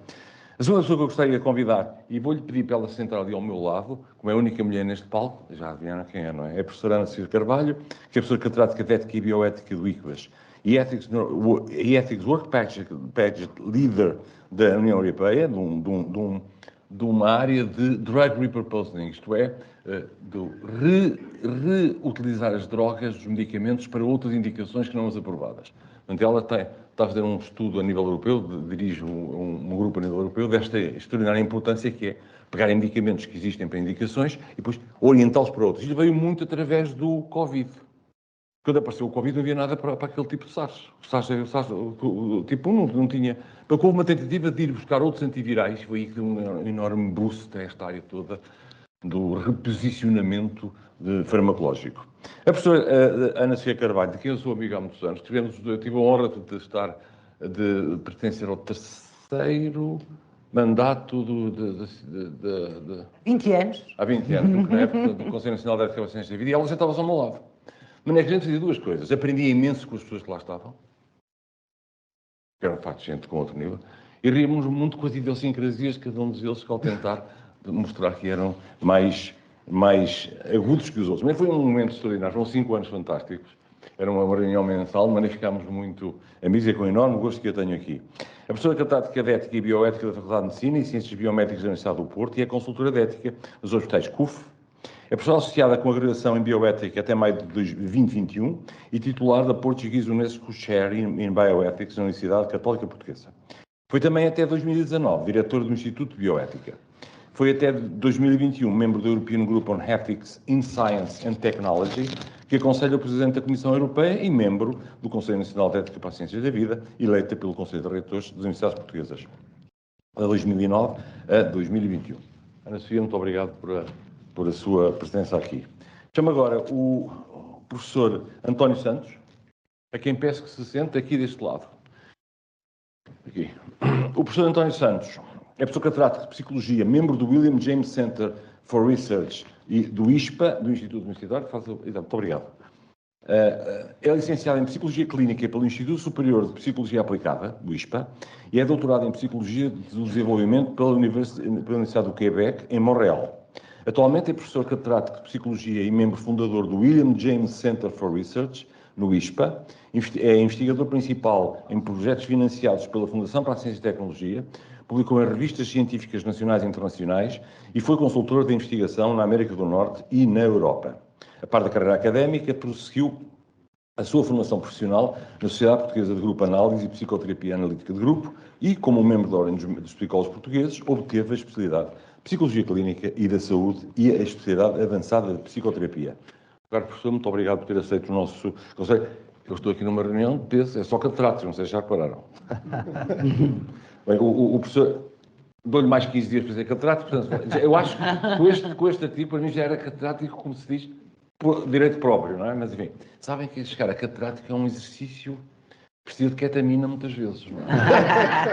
Há momentos na nossa carreira que, para chegar lá, precisamos de um buço, ficamos tão deprimidos com o que a gente olha à volta, que precisamos de um ajuda. E, portanto, quem chega a estes pontos tem todo o meu respeito, porque é uma longa e complexa carreira, que nem sempre tem a ver com as nossas capacidades individuais ou as nossas qualidades. Tem a ver, às vezes, com outras coisas. De maneira que, quando lá chegamos, a gente olha e diz, mas afinal é a mesma coisa quando eu era auxiliar. Pois, ok, ninguém não tinha dito isso, mas é o que é. Muito obrigado pela sua presença aqui. Finalmente, um querido amigo, o professor Jorge Gonçalves, que veio do Porto, portanto, tem missão de soberania. Eu queria muito agradecer a sua presença aqui. Nós conhecemos por outras andanças, também do Instituto, como é óbvio, mas outras andanças, e é professor catedrático de Farmacologia da Faculdade de Farmácia da Universidade do Porto, é licenciado em Ciências Farmacêuticas e doutor. Pedia que sentasse ao pé da Ana Sofia, professora. É licenciado em Ciências Farmacêuticas e doutor em Farmacologia pela Universidade do Porto. É um pós-doc no Instituto da Universidade de Freiburg, na Alemanha, não consigo ler o nome, peço desculpa, com bolseiro da Fundação Humboldt. É docente da Faculdade de Farmácia da Universidade do Porto de 1985, na área da Fisiologia, Farmacologia e Farmacoterapia. Atualmente é professor catedrático na área de Ciências Fisiológicas e Psicológicas. Foi diretor e presidente do Conselho Científico da pela e vice-reitor da Universidade do Porto para a Investigação e Desenvolvimento. Atualmente é diretor do Departamento de Ciências do Medicamento e responsável pelo Laboratório de Farmacologia. O seu interesse de investigação centra-se nos mecanismos da comunicação celular e nas formas de modular farmacologicamente. Atualmente dedica-se ao estudo da comunicação num contexto de microambiente tumoral, com especial atenção aos efeitos dos banhos reposicionados. Cá está. Por isso é que eu coloquei ao pé. Não, estou a brincar. É autor de 77 trabalhos publicados por extenso em revistas internacionais com arbitragem editorial. Portanto, aqui têm o grupo, tal como tinha dito há bocado, eu, seguindo a ordem, vou pedir uma intervenção que lhes pedi não fosse superior a 10 minutos, mas cá estarei com um pequeno cenoura, neste caso cenoura. No fundo, as intervenções que desejarem, que entenderem, como entenderem, sobre os tópicos que entenderem, eu ia começar pelo professor Albino Oliveira-Maia. Pode falar daí. Não, penso que tem o seu microfone, pode falar daí ou daqui, como quiser. Estou bem aqui. Just present them, basically. So David, I want to apologize first of all because I'm going to be speaking in Portuguese, but I'm sure nothing of what I'm going to say is going to be new for you. You're not witnesses. Yeah. Portanto, começar por agradecer o convite para estar cá. Hoje é uma honra e um prazer estar num painel tão distinto e a falar sobre um assunto que me interessa tanto. E por outro lado, não só o painel é distinto, a audiência também é distinta. Com tantos médicos, cientistas e amigos. E dizer que, de facto, o primeiro ponto que eu gostaria de trazer à mesa é o entusiasmo que esta área me traz também a mim, e penso que não é ocasional eu estar aqui, será seguramente por causa desse entusiasmo e do trabalho que temos vindo a fazer na área da intervenção com psicodélicos no tratamento de quadros neuropsiquiátricos. Esse trajeto em que eu, enquanto investigador principal, e a Fundação Champalimau, enquanto instituição que me recebe na investigação que eu faço, tem sido um trajeto difícil pela natureza das substâncias em causa e das reservas que essas substâncias causam aos reguladores que até agora se têm manifestado, que são os reguladores de investigação científica. E o primeiro estudo que fizemos sobre este assunto foi um estudo feito com a Compass Pathways, que é uma companhia que está a desenvolver a psilocibina como um tratamento da depressão, e esse estudo demorou quase 2 anos a aprovar na SEIC por uma série de reservas que foram colocadas pela natureza da substância. E depois desse, outros com dificuldades, um que não foi aprovado, enfim.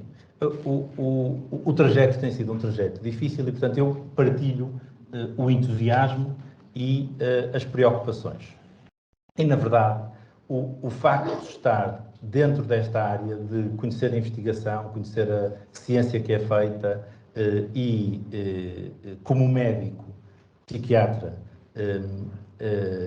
mas principalmente como médico, não poder evitar, por ter como principal responsabilidade o pensamento sobre a segurança e os riscos das intervenções que fazemos, não temos podido deixar de pensar também sobre as questões de segurança e dos riscos que são apresentados por uma intervenção deste tipo.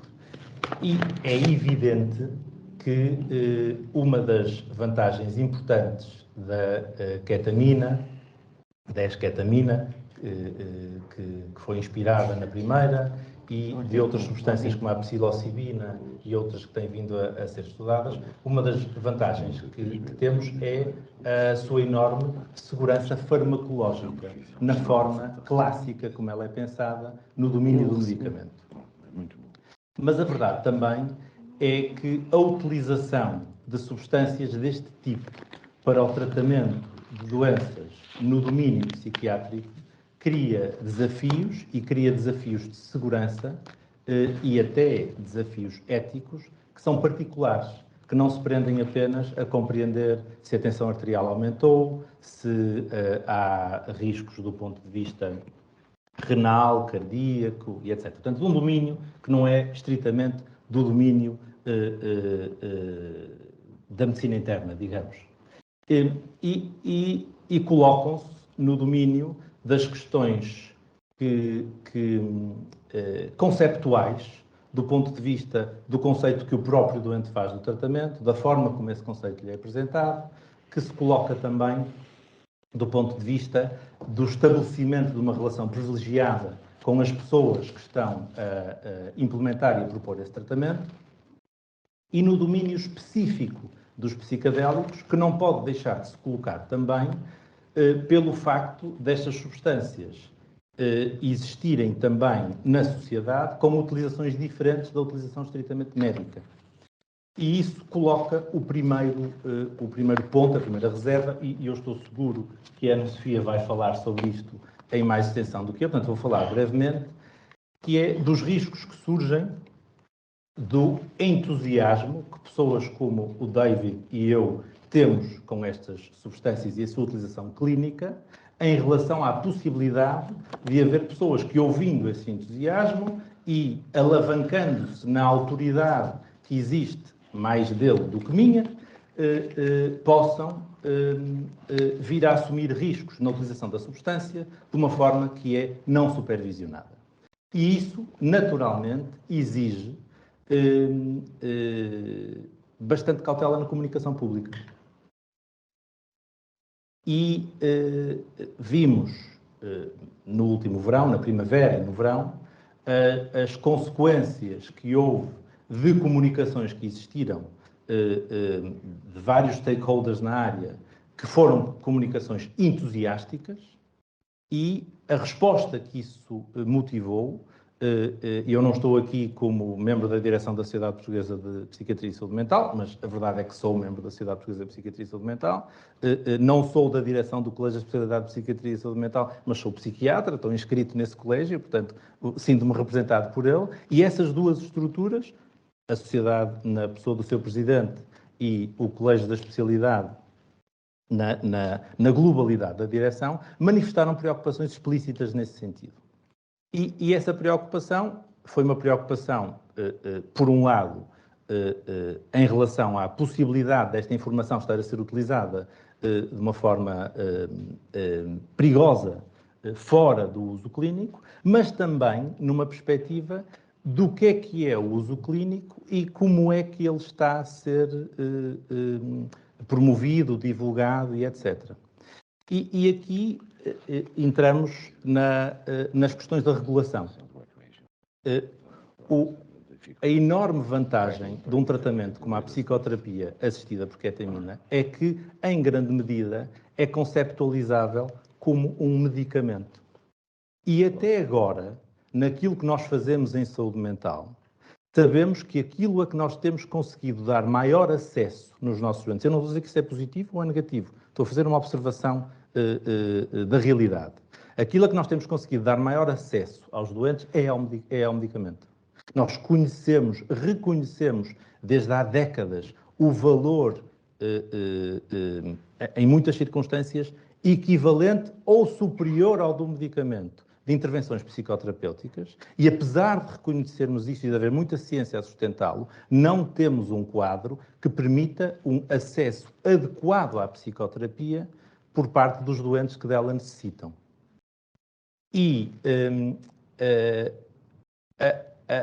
esta intervenção, com psicoterapia, sem psicoterapia, tem a hipótese de poder permitir uma acessibilidade importante pelo facto de ser enquadrável no circuito que nós temos tido para outros medicamentos, e sabemos que os doentes têm acesso a medicamentos como os antidepressivos convencionais, e aqui temos hipótese para fazer isto também em relação a esta intervenção, com todo o valor que ela possa ter e que estamos a tentar demonstrar. E essa dificuldade que tem existido de forma muito clara, mesmo para intervenções que não incluem uma intervenção psicoterapêutica, a esketamina é um bom exemplo, eu tenho estado envolvido também na investigação em esketamina com a Janssen, e a esketamina foi aprovada pela EMA em 2019, estamos em 2023, e continua a ser extraordinariamente difícil que doentes que precisam de esketamina possam aceder a ela. E esse é um outro risco importante, e vou terminar com este ponto, que é de nós podermos estar, por um lado, a pôr em causa novas soluções de grande valor, por outro lado, a pôr em causa o acesso através dos circuitos que nós conhecemos, reconhecemos e que funcionam. Por exemplo, a esketamina é um exemplo, mas há muitos outros, através de estratégias que podem ter uma regulamentação local, como aquela que existe, por exemplo, aqui, debaixo de um umbrella, de um guarda-chuva, de uma estrutura maior como é a Awaken, mas que na prática não é uma estrutura com capacidade regulamentar para outros que possam estar a utilizar o mesmo tipo de tratamento, mas com outras doses, noutras vias de administração, com outras intervenções psicoterapêuticas e por aí fora. E é isso que eu acho que é perigoso. E sabemos que é perigoso porque esse perigo já está implementado. Nós sabemos que, por exemplo, na costa oeste dos Estados Unidos e em alguns sítios na costa leste, no norte, Nova Iorque é um bom exemplo, há uma utilização absolutamente, eu acho que é fácil, é razoável dizer, selvagem deste tipo de intervenção, nas vias de administração, nas doses, na forma como o doente é supervisionado, na presença de profissionais que muitas vezes não são profissionais de saúde mental, com riscos que ultimamente desconhecemos porque os estudos não são feitos. Era isso que eu gostava de dizer. Muito obrigado.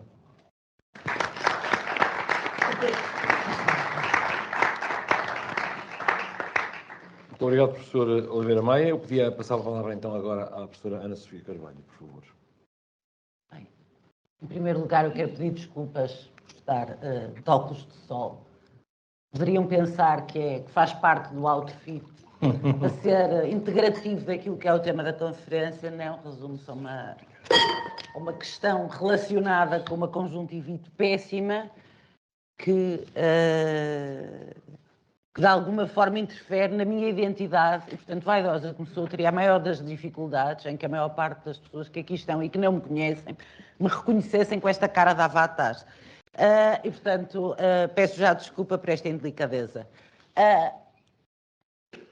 Thanks, David. It's always a pleasure to listen you and to be so challenged in ethical terms with all the results that you are getting from your study and all your enthusiasm related with this area. Falarei em português e comecei, portanto, retomarei aquilo que o professor Albino, cumprimento obviamente todos os que estão nesta Assembleia, cumprimento todos os meus colegas de mesa, dos quais com alguns tenho uma relação de amizade já de muitos anos. E, portanto, retomarei por aquilo que o professor Albino falou realmente relativamente aos perigos da hiperbolização deste discurso que é verdadeiramente apelativo e que, do ponto de vista da ética, configura uma situação de uma possibilidade de uma hiperbolização para um uso de fake science. E, portanto, eu acho que isto é uma das mensagens que tem que sair desta conferência, é exatamente que isto, e que esta situação, e que aquilo que estamos a falar é claramente de um uso médico para situações específicas que não têm respostas clínicas, outras que não a possibilidade de recorrer a esta situação. E, portanto, isso é, no fundo, nós na ética usamos o termo de uso compassivo dos fármacos, ou seja, quando não existe outra solução, realmente há soluções e há situações, quer do ponto de vista da investigação, quer eventualmente do ponto de vista da terapêutica, e, por exemplo, a utilização da terapia génica em crianças que estão em fase terminal, obviamente em células da linha somática, é um exemplo claríssimo, está feito, a Duke University tem uma enorme aplicação clínica já disso, mas é claramente o uso compassivo, ou seja, se não se fizer nada, verdadeiramente aquelas crianças não têm solução, nem têm a possibilidade de viver.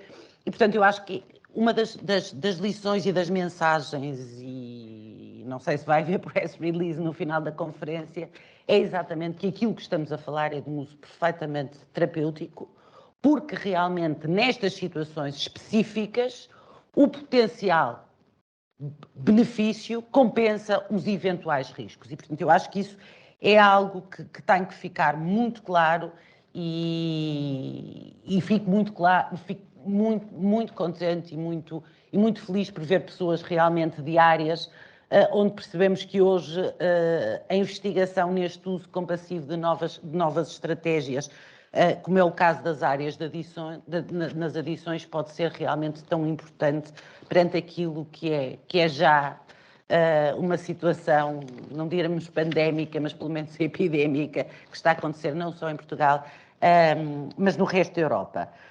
Depois, outra coisa que me parece importante sublinhar é a questão dos ensaios clínicos, ou seja, a falta de resposta dos fármacos na ansiedade e noutras áreas é uma constante, isto verdadeiramente porque eu considero que o modelo que nós estamos a utilizar de ensaios clínicos é um modelo completamente desatualizado e inadequado.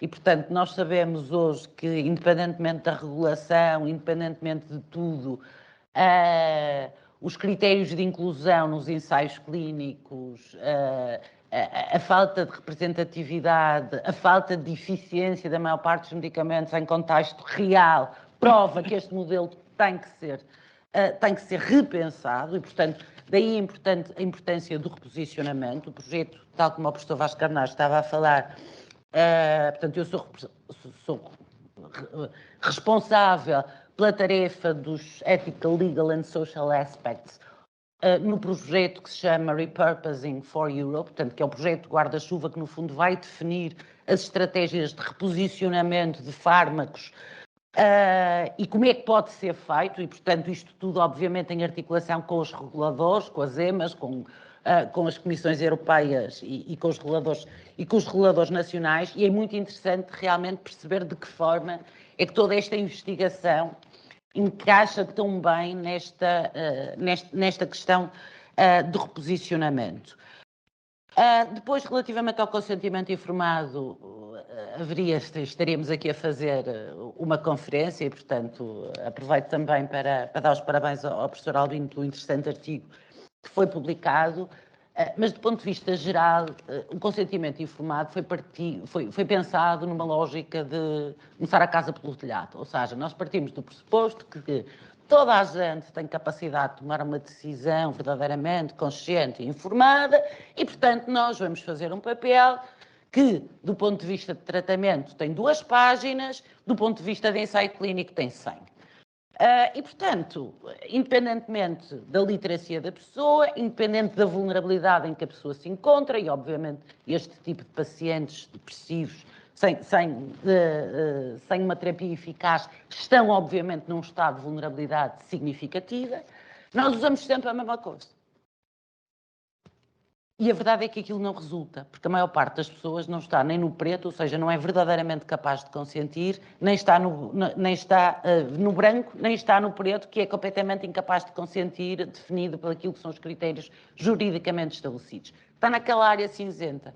Portanto, esta área do consentimento, e como eu estou a dizer, tantos avanços científicos, tantas aplicações, e verdadeiramente nós continuamos a ter os formulários de consentimento informado, escritos a preto e branco, numa letra ilegível, com um jargão muitas vezes médico inadaptado. Eu faço avaliação de readability de consentimentos informados e posso-vos dizer que nunca encontrei nenhum consentimento informado, nem de tratamento, nem de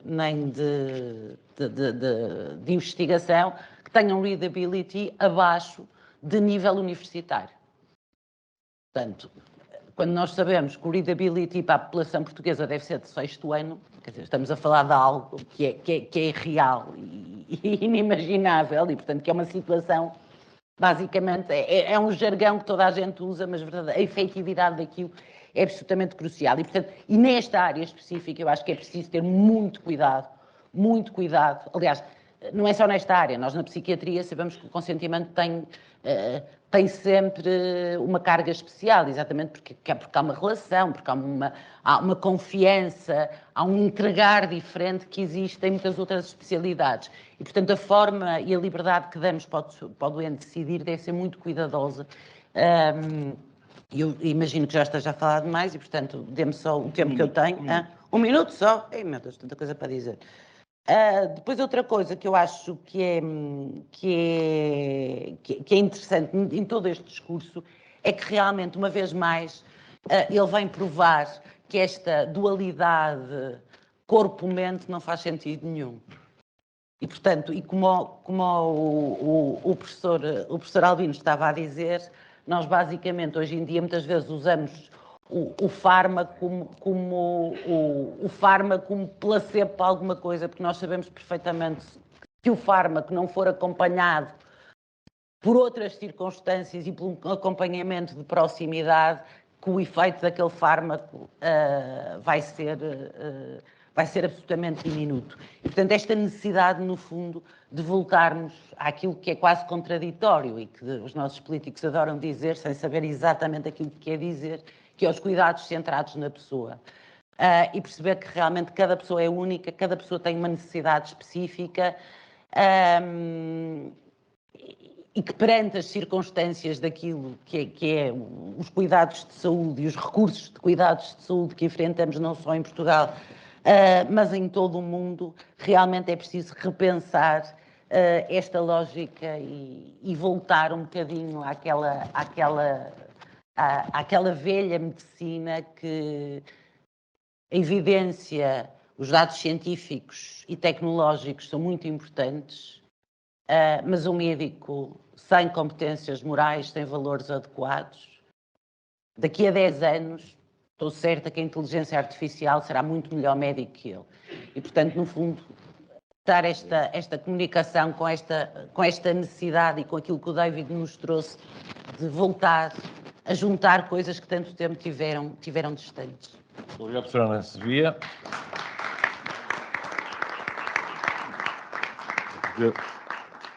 Eu levantado aqui alguns problemas interessantes que eu depois até gostaria de pôr para a discussão final, aliás, todas as intervenções até agora. E agora passar a palavra ao professor António Santos. Tem 10 minutos para a sua intervenção. Primeiro, desculpe-me, vou-me dirigir ao professor. I am so proud to be a part of this panel, but I probably will be very, very quiet because I'm a big admirer of your work, and I'm really thrilled about mostly the new bridges, the possibility of contributing to give our patients, that are so many, the chance again of exercising their liberty and pursuing their dreams, and that is a remarkable contribution, and you are not only one of the pioneers, you are one of the sources of inspiration for decades and generations to come. Thank you very much. Agora, na língua de Camões, bom dia. Eu já cumprimentei os nossos colegas no painel, claro, obviamente. Queria agora aqui saudar e cumprimentar a assistência. Queria, sobretudo, também saudar, desde já, os meus colegas, o professor Vítor Amorim Rodrigues e o professor Nuno Torres, porque eles são a verdadeira razão de eu estar aqui.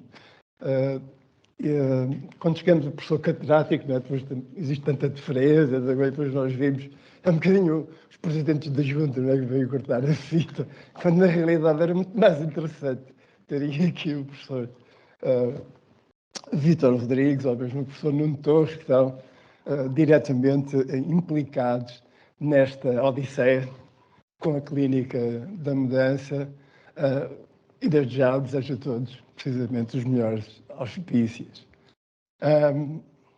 Ouviram que os meus graus e os meus diplomas são em psicologia, mas a minha paixão é precisamente nestas áreas da clínica e do desenvolvimento, de aliar o conhecimento das bases biológicas do comportamento. Muitas vezes também se designa como etologia, no senso de Nicotinbergen, um grande cientista também que modificou o nosso conhecimento, não só em termos de comportamento animal, como de comportamento humano. A minha especialidade é desenvolvimento social. E, nesse sentido, passei cerca de, eu diria quase 80% da minha carreira a fazer investigação fundamental para compreender precisamente, em termos de desenvolvimento social, a importância da teoria da vinculação e dos processos de vinculação familiares, a importância da competência social, a importância da amizade no ajustamento e no desenvolvimento da criança e do adolescente. E demorei todo esse tempo até chegar a ter, digamos, alguma certeza sobre, precisamente, que fatores, que parâmetros é que são importantes no sentido de promover a intervenção, de promover, neste caso, quisermos, na grande área da psicologia do desenvolvimento, temos uma especialidade que é a psicopatologia do desenvolvimento, onde precisamente nos preocupamos, infelizmente, com trajetórias atípicas e trajetórias que muitas vezes, infelizmente, também progridem para, estou aqui os meus colegas no campo da psiquiatria, para perturbações e para desordens organizadas. Bom, nesse sentido, é só para dizer que ultimamente estou muito contente porque precisamente tenho estado a colaborar E vejam também que é através de antigos alunos ou colegas, pós-docs, como no caso do Nuno Torres também, que neste momento tenho o prazer de estar também a desenvolver, sobretudo neste caso do ajustamento social, com Maris Guedes, também professora no ISPA e também membro do William James, chamado Programa de Intervenção da Tartaruga, Turtle Program, no sentido de intervirmos com crianças, mais ou menos no período pré-escolar, com severas limitações em termos de inibição e temos o prazer, no fundo, de colaborar também numa equipe internacional e aplicar ao mesmo tempo programa de intervenção dirigidos a sessões de intervenção com as crianças em grupo, sessões também com intervenção com os pais em grupo e sessões de intervenção dos pais com as crianças e através de feedback auditivo vamos dando também, vamos intervindo e oferecendo novas pistas para o progresso e a evolução da interação destes pais com estas crianças. E aqui, mais uma vez, é só para frisar aqui a importância desta interface, esta abordagem multimétodo. A criança é o alvo sinalizado, mas como veem, automaticamente como poderíamos trabalhar com uma criança sem trabalhar com os seus progenitores. E não vou agora aqui entrar em detalhes, sem compreender também as dinâmicas da sua relação e, sobretudo, a qualidade, não só da sua interação, mas da qualidade da sua vinculação. Mas hoje não é o dia desta minha área, deste trabalho, mas é para vos mostrar que, no fundo, tal como no exemplo da inibição, há outros exemplos. As trajetórias desenvolvimentais, por exemplo, de crianças que se tornam jovens e adolescentes ou jovens adultos muito tímidos e inibidos, muitas vezes depois está aliado também, como estão a ver, à instauração de processos, de problemas de ansiedade e depressivos. E, para além disso, como sabem, a conjunção de ambos é ainda mais terrível do que qualquer destas perturbações em separado. Pronto, isso é penso eu que é a única razão assim, que justifica aqui a minha presença. E, no fundo, como estão a ver, e como nós sabemos também, eu falei das bases biológicas do comportamento, não frisei a evolução, sabemos também que os transtornos da ansiedade, a depressão, também têm uma componente biológica, ela também é intergeracional. Portanto, como devem estar a ver, estou muito contente porque todo este investimento vai claramente também poder contribuir para, neste caso concreto, melhorar as oportunidades e a vida potencial destas crianças, jovens e dos seus familiares. Por outro lado, ouviram já dizer que eu tenho formação em grupo análise, portanto, sou filho de um deus menor da psicanálise, mas é muito importante, precisamente também aqui, sublinhar, mais uma vez, eu tenho uma grande admiração e muito respeito por Freud, apesar de haver outras pessoas que realmente eu acho execrável a forma como o tratam. Eu penso que sem Darwin, Marx e Freud, ninguém pode compreender a ciência do século XX e muito menos antever aquela que se vai desenvolver agora no século XXI.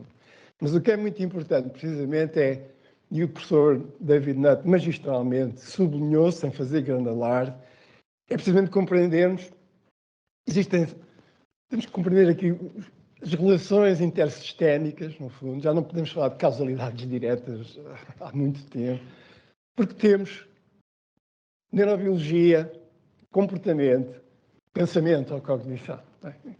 E, claramente, o resultado de todo, neste caso também destas terapias e intervenções, vai resultar, no fundo, das inter-relações entre estes grandes sistemas. E nunca podemos pensar que apenas um destes vai resolver, e a nossa colega também sublinhou, este problema. Nesse sentido, como devem calcular, não sei se lembram também daquela passagem da Alice no País das Maravilhas, sobretudo, já não me lembro qual é que é o episódio, mas lembro que após uma determinada atividade alguém diz: pronto, e agora ganhamos todos medalhas não é? Somos todos vencedores, ganhamos todos uma medalha, não é? Que é o efeito, traduzido depois para a nossa área da saúde mental, é o efeito do pássaro dodó, que é precisamente, quer dizer, todas as intervenções funcionam, todas têm eficácia, pronto, algumas são mais... Ora, este pensamento, não é, que tudo é positivo, tudo é eficaz, que todos merecemos uma medalha, eu penso pelo menos pela intenção, sim, sempre uma espécie de talvez de uma gerabenesse, mas realmente essa questão de somos todos os tratamentos são iguais, todas as intervenções são iguais. Muito obrigado. Para mim também, que o desafio principal é pensar, vimos aqui pelo professor David Nutt, psicoterapia, mindfulness, só vimos aqui falar também de CBT, e agora aquilo que eu estou muito desejoso é, vamos agora também ver como é que a terapia dinâmica e de inspiração psicanalítica também vai atuar neste sistema, que eu espero precisamente que o potencie e ainda mais mostre precisamente a importância não só da consciência, mas da compreensão dos processos inconscientes. Muito obrigado.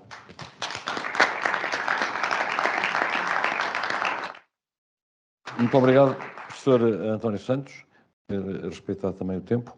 Last but not least, que é uma frase que eu não consigo dizer em português, portanto, meu caro Jorge, last but not least. A gente entende. Pronto. Gostaria de passar a palavra ao meu querido amigo e professor da Faculdade de Farmácia da Universidade do Porto, professor Jorge Gonçalves. Muito obrigado. David, it was a pleasure to hear you. And I will now talk to the audience in Portuguese. Bom dia a todos. Eu sou assim o último, sou um pouco uma espécie rara, porque estou muito afastado dos doentes. Convenceram-me que a minha participação nesta conferência podia ser útil e convenceram-me, por um lado, que diziam que estaria assegurado o distanciamento todo, teria toda a liberdade para dizer o que achavam sobre o tema. O segundo motivo é que estaria muito bem acompanhado no painel, que está comprovado. E uma terceira razão é que entendiam que uma perspectiva da farmacologia mecanística, se quiserem, podia ser útil para complementar as intervenções, outras intervenções. E, portanto, eu espero que sejam da opinião dos que me convidaram e eu também vou tentar ser capaz de transmitir em 10 minutos, enfim, algumas balizas que estão no nosso raciocínio quando nós olhamos, quando nos procuramos analisar o valor de uma nova proposta. Uma nova não, uma proposta terapêutica. Estamos perante uma molécula. Portanto, quando nós analisamos, já agora, como disse o professor, hoje o meu foco é um bocadinho na comunicação dentro do novo organismo que é o cancro, de complexidade, mas eu vim, e evolui, porque nós não vamos estar aqui a explicar algumas semelhanças que poderão existir, mas eu vim da neurofarmacologia. Eu fiz todo o meu percurso no Porto, eu ensino neuropsicofarmacologia há mais de 30 anos, sou provavelmente o mais velho professor de farmacologia não ativo, portanto, é o que há. E no Porto, onde regularmente havia meetings onde vinham os maiores especialistas mundiais no sistema adrenérgico. Portanto, nós tivemos a possibilidade de falar com as pessoas que desenvolveram muitos dos inibidores da captação, portanto, foi um prazer enorme ter esta experiência, e depois da serotonina também. Portanto, ou seja, isto está dentro de mim. Então, para onde é que nós, hoje, procuramos focar a nossa atenção para avaliar a eficácia? Essencialmente para 3 pontos. Em primeiro lugar é sobre a capacidade destes fármacos, destes tratamentos, modificarem a neurogênese. Ou seja, aquela ideia de que nós não temos mais neurónios está a desaparecer. Nós temos a capacidade de produzir mais neurónios. Pelo menos em 2 locais do nosso sistema nervoso, mas isto existe. E sabemos que há um conjunto de substâncias químicas que são capazes de acelerar o desenvolvimento. Nós temos as células precursoras. Há mensageiros que atuam numa fase mais precoce, outras que atuam numa fase mais tardia. Todos aqueles fármacos e sistemas, a noradrenalina, a serotonina, que estão associados aos mecanismos de ação dos fármacos clássicos, atuam ali. Tal como atuam outras alterações comportamentais. E tal como atua o glutamato e o GABA. E aquilo que nós sabemos, neste caso da modulação pela ketamina, é que ela aparece numa fase mais tardia. Quer dizer, se eu quiser promover o desenvolvimento, Há fármacos que eu vou precisar de algum tempo para ter efeito e há outros que atuam numa fase mais tardia. E no caso dos moduladores, eu não diria antagonistas, mas vamos mais à frente, quem preciso, dos receptores da NMDA é mais tardio. Portanto, quer dizer que estes fármacos que atuam nesta fase mais terminal estão mais próximos da foz e têm condições de ver o efeito mais rapidamente. O segundo ponto tem a ver com o que o David mostrou, que é aquela capacidade de ramificação. Os neurónios que existem são dinâmicos. Estabelecem mais dendritos, mais capacidades de comunicar com as células adjacentes. Estabelecer comunicações. E estas células, e depois é uma coisa curiosa. Nós sabemos, como mostrou muito bem, que os corticosteroides são capazes de atrofiar. Empobrecem. E os fármacos, os antidepressivos, fazem o oposto. Promovem, com mais ou menos rapidez, esta árvore. E isto é também para onde nós olhamos, a capacidade de induzir a formação destas novas rancos. E olhamos para isto numa dupla perspectiva. Na forma como os fármacos interferem com a capacidade dos neurónios de sintetizar proteínas para crescer e na capacidade das outras células, nomeadamente os astrócitos e a forma como a micróglia faz, de comer. Este equilíbrio entre a construção e a desconstrução acontece. Quando nós falamos em inflamação, estamos a falar de coisas muito complexas, de duas fases distintas. Estamos a uma fase de ataque, de destruição, e uma fase de comer. Aquilo que os corticosteroides fazem, inibem a fase de ataque e induzem a comer, a fagocitose. Por isso é que causam osteoporose, mobilização. Portanto, quando nós olhamos para aquele desaparecimento dos dendritos, nós estamos a perceber o que é que os astrócitos e a micróglia estão ali a fazer para destruir. E, portanto, temos que olhar também para aquelas células e ver se os nossos fármacos alteram o perfil inflamatório. O terceiro ponto tem a ver com comportamentos dos receptores. Nós sabemos que estes fármacos não atuam por milagre, eles atuam de uma forma muito seletiva, sabemos os alvos, não sabemos todos, mas sabemos aqueles em que atuam preferencialmente, e aquilo que nós hoje estamos a aprender é o seguinte, nós temos a ideia, nós temos receptores na membrana, nomeadamente os receptores da NMDA, os receptores do glutamato, os receptores do GABA, e estamos habituados a raciocinar apenas com base nos processos que acontecem na membrana. Mas isto não é assim. Estes receptores da membrana estão transitoriamente na membrana. E quando eu os estimulo, eles vão para dentro da célula. E vão para dentro da célula passar instruções. Há muito trabalho, eu vou alterar o meu programa genético, vamos aumentar a transcrição, vamos fazer crescimento, vamos reprogramar as células. Portanto, quer dizer que um determinado neurónio, uma determinada rede neuronal que está mais ativa eletricamente, aquilo que eu vou ter capacidade de fazer é dar ordem para a reforçar e assim conseguir esta plasticidade. Portanto, aquilo que, olhando apenas para estes 3 pontos, de uma forma muito sintética, porque me disseram que eu não podia passar para aqui as 10 horas de aulas que dura o meu curso, quer dizer, quando olhamos para fármacos como a ketamina, nós vemos contribuições a este nível. Okay? Uma ação muito próxima daquela fase da diferenciação dos neurónios, okay? Uma alteração do comportamento daquele diálogo entre os astrócitos e os neurónios. Não podemos esquecer que em determinadas doses a ketamina tem efeito também anti-inflamatório. Depois começa a encaixar. E depois a questão da transição. A ketamina, quando se diz o que é ketamina? É um antagonista. É verdade. O que é um antagonista farmacológico? É uma substância que impede que um sinal se revele. É muito bonito se o receptor causasse apenas um sinal. Aquilo que nós estamos hoje a ver é que andamos enganados durante muito tempo. Porque, de facto, aquilo que faz é que aquela substância, em vez de causar aquele sinal, desaparece. E nós, por isso, a consideramos que o antagonista está a causar outro. E, portanto, se nós medíssemos a taxa de expressão, víamos que a ketamina, se calhar, era um agonista.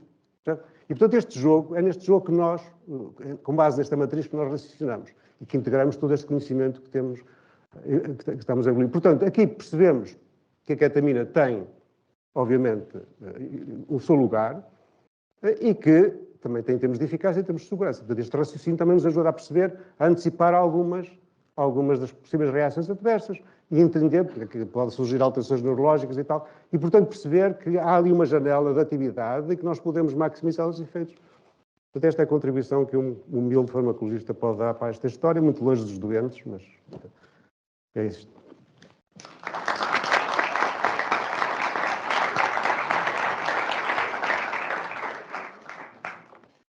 Bom, muito obrigado a todos os intervenientes pelas vossas intervenções e também por terem respeitado o tempo, que é sempre tão importante. O milagre mantém-se, continuamos adiantados.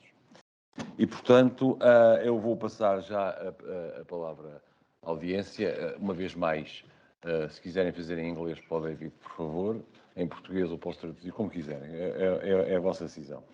Para quem não é psiquiatra, nem está ligado à área, digamos assim, da área psi, como eu, há aqui 2 ou 3 aspectos que me parecem particularmente importantes e que eu só gostava de tocar pela rama, antes até para promover o nosso diálogo com a assistência. O primeiro dos quais, este é um exemplo típico do reposicionamento de uma droga. Pronto. Eu, se tivesse que pegar alguma coisa e dissesse, é uma utilização off-label, justificada, que um dia destes será, esperamos, on-label. Mas é um reposicionamento notável. Eu diria que é um dos exemplos mais característicos que eu tenho visto há alguns anos daquilo que é pegar uma droga para uma coisa e utilizá-la noutra com sucesso. Esse seria o primeiro ponto. Claro que isto tem alguns obstáculos e problemas. E os obstáculos e problemas é provar o benefício, mas também o risco. O risco a curto prazo, a médio prazo e a longo prazo, e o benefício mantido ou não também durante esses prazos. Não é? E esse é o caminho, são os 30 e tal ensaios clínicos, que já nos dão hoje em dia uma estrutura muito forte e muito boa para ficarmos bastante descansados, nomeadamente no aspecto da segurança. Nomeadamente no aspecto da segurança, que é sempre um aspecto que é o aspecto mais importante para retirar medicamentos do mercado. Não é? Nunca se retiram medicamentos do mercado porque eles não funcionam. Tiram-se medicamentos do mercado por causa do perfil de segurança, ou toxicidade, que é demasiado alto. É curioso. Há não sei quantos medicamentos que deviam ser retirados do mercado porque, por simplesmente, não funcionam. Mas não há nenhum sítio do mundo que olhe para isto desta maneira. Está aprovado, até morrer fica aprovado. Pronto. É um dos problemas que nós temos. Temos milhares de situações deste género.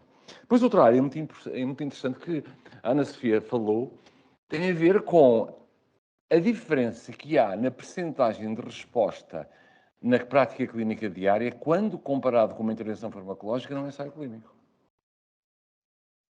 A gente sente intuitivamente que o ensaio clínico é desenhado de uma determinada maneira para no fundo, captarmos o benefício rápido da intervenção farmacológica, mas não temos muitas vezes a noção da complexidade que isto traz. Por exemplo, no caso da depressão, só 50% dos doentes nos cuidados de rotina respondem tão bem como os ensaios clínicos de antidepressivos.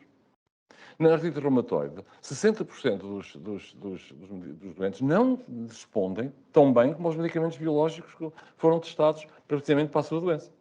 Não desaparece a dor, não desaparece a rigidez, não desaparece o cansaço. O campeão de todos é o cancro. Só 25%, ou seja, 1 em cada 4 doentes de cancro é que responde como aos ensaios clínicos. Se todas as intervenções têm benefício e risco, e eles não têm benefício, então fica só com risco. E eu, de cada 4 doentes, estou a agredir 3. Eles não têm benefício, só lhes estou a dar um medicamento que tem risco. Daí já ter sido aqui mencionada a importância da identificação dos não respondedores. Nós queremos identificar os não respondedores. Também queremos identificar os respondedores, claro, mas os não respondedores, evidentemente, para os proteger disso. E, finalmente, 2 aspectos muito interessantes. Em primeiro lugar, o efeito placebo. O efeito placebo é uma das coisas mais delicadas em medicina. Pronto. E na psiquiatria é, então, absolutamente central. Há vários estudos que demonstram isso. Eu vou só dar um exemplo. Não conhecem bem este estudo, que eu já tenho um clássico há 8 ou 10 anos, em que eles foram testar um inibidor do SSRI com a erva de São João e com a erva de São João, porque se acreditava que a erva de São João pudesse ser antidepressivo. Pronto. Eu sou um inimigo feroz. Não é feroz, pronto. É um inimigo das chamadas terapias alternativas. Alguém que diz, show me the money. Mostrem-me os estudos. Não há estudos, mas tenho que mostrar. Então, se pedem a mim, não pedem a vocês, como é que é? Portanto, quando isso aconteceu, eu fui ver. Era de São João, deixa-me lá ver. Era um estudo de doentes deprimidos, eram talvez uns 800 doentes, a escala de depressão de Hamilton, e, portanto, tratavam-se e comparavam-se. E o resultado foi curioso. O inibidor do SSRI teve 21 ou 22% de melhoria, num período curto, período de 6 meses, e a erva de São João teve uma melhoria de 20%, provando assim que todo o pessoal da medicina alternativa tinha razão e o Vaz Carneiro é um imbecil, basicamente. Acontece que o grupo de controle sem medicação tinha 24%. O que é que se passa aqui? É que estes doentes vêm os médicos e os psiquiatras uma vez por mês nesses estudos. Ninguém vê um psiquiatra, a maior parte das vezes, uma vez por mês. Pelo que o efeito placebo do médico e do psiquiatra é poderoso. E até houve uma corrente que pretendia quando fizéssemos novos estudos para os antidepressivos, retirássemos o efeito placebo. Tinha, para a empresa poder afirmar que a medicação era de facto eficaz, tinha que retirar o efeito placebo. Diminuindo a percentagem, isto é, diminuindo a percentagem final do resultado. E só para dizer que são alguns dos pontos que me pareceram muito interessantes nesta reunião até agora, e no fundo também para abrir à discussão, à audiência, e para um bocadinho espicaçar o vosso interesse em exporem as vossas dúvidas, em exporem as vossas opiniões e, no fundo, desafiarem as pessoas que temos aqui no painel. Portanto, está aberta a discussão e por favor, avancem e ponham as vossas questões. Temos aí Eu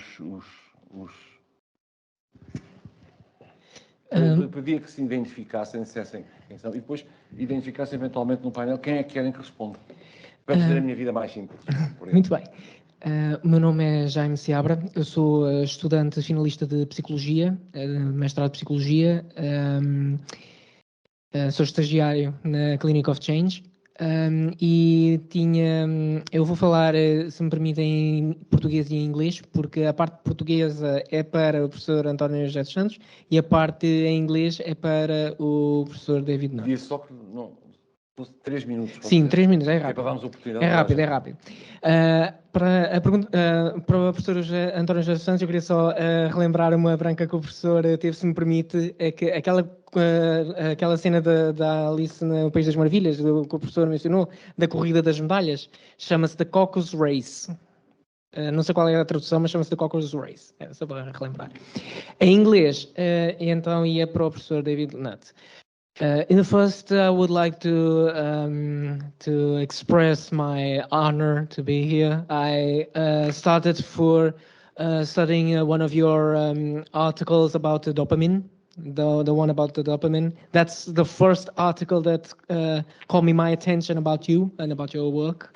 It was tremendous, brilliant, and I thought when I saw that you were going to speak here today, I even got nervous in asking you a question. However, I have 3 questions very quick for you. You mentioned that during the 90s there were a lot of obstacles on the data. On working with data in that in the area that you were working on, the psychiatry and the therapy. Can you please tell some examples of the obstacles that were put in your investigation on the data? Why it was so difficult to work with the data? And the second question is actually picking in something that Dr. Anna Sofia said, that every person is a person and every therapy needs to be applied to a person individually. In that case, knowing that some persons have some strict traits of personality, were there any studies made that show that personality trait may influence a bad trip, for example, in ketamine therapy? And the third question is, in those strict personality traits, those who recovered from their pathologies, were there a high scale of relapsing or low scale of relapsing? Those are the 3 questions I would like to make you. Thank you very much. Yeah, I suppose going backwards, the negative predictors we found in our work have been generally anxiety. And it's interesting that some of these Swiss therapists who've been using psychedelics on a compassionate basis for 30, 40 years sometimes use anxiolytics as well to help people really engage. We don't at present, but it might be something we want to do in future. But we hope that the preparation can get people through that problem. In terms of personalities, we haven't got large enough numbers to do a very systematic assessment. We've got much bigger numbers in our surveys we do on people who go and have essentially they go on retreats and have their own experiences. I mean, and that gives us quite a lot of inkling as to what, you know, it often guides where we might do the next clinical study. It does seem that the only negative finding there is so far is that people who self-report as having borderline traits do not seem to do very well. Beyond that, we haven't found any other particularly problematic negatives, except, and that's in our study of OCD, where our OCD patients refused, our expert patients, they said, we're not going to have a trip. We will not take the risk of losing control. So then we had a compromise, which is that we would give them a lower dose, or what I call a MIDI dose, which is a 10 milligram psilocybin dose. They've accepted that, and it's very interesting because many of them do get quite powerful emotional release. They don't have a trip, but they do change, they do experience things which they haven't experienced before, because even that lower dose can sort of break away some of the constraints that that their OCD puts on them. But the biggest hurdle in terms of research has been actually getting money, because I mean, the traditional funders see working with illegal drugs as a reputational risk. I mean, it's kind of bizarre. And politicians have criticized us for being allowed to do research with illegal drugs. I mean, it's beyond surreal, isn't it? You know, you might save people's lives, but you can't because it's illegal. You know what I mean? And that's the whole other issue about illegality in drugs, which of course you've kind of almost solved in Portugal, but we haven't yet in Britain. António, posso só dar uma palavra relativamente a uma questão que fez, que eu acho que é extremamente importante, porque é que houve ali uns anos em que realmente não houve tanta investigação na área dos psicofármacos.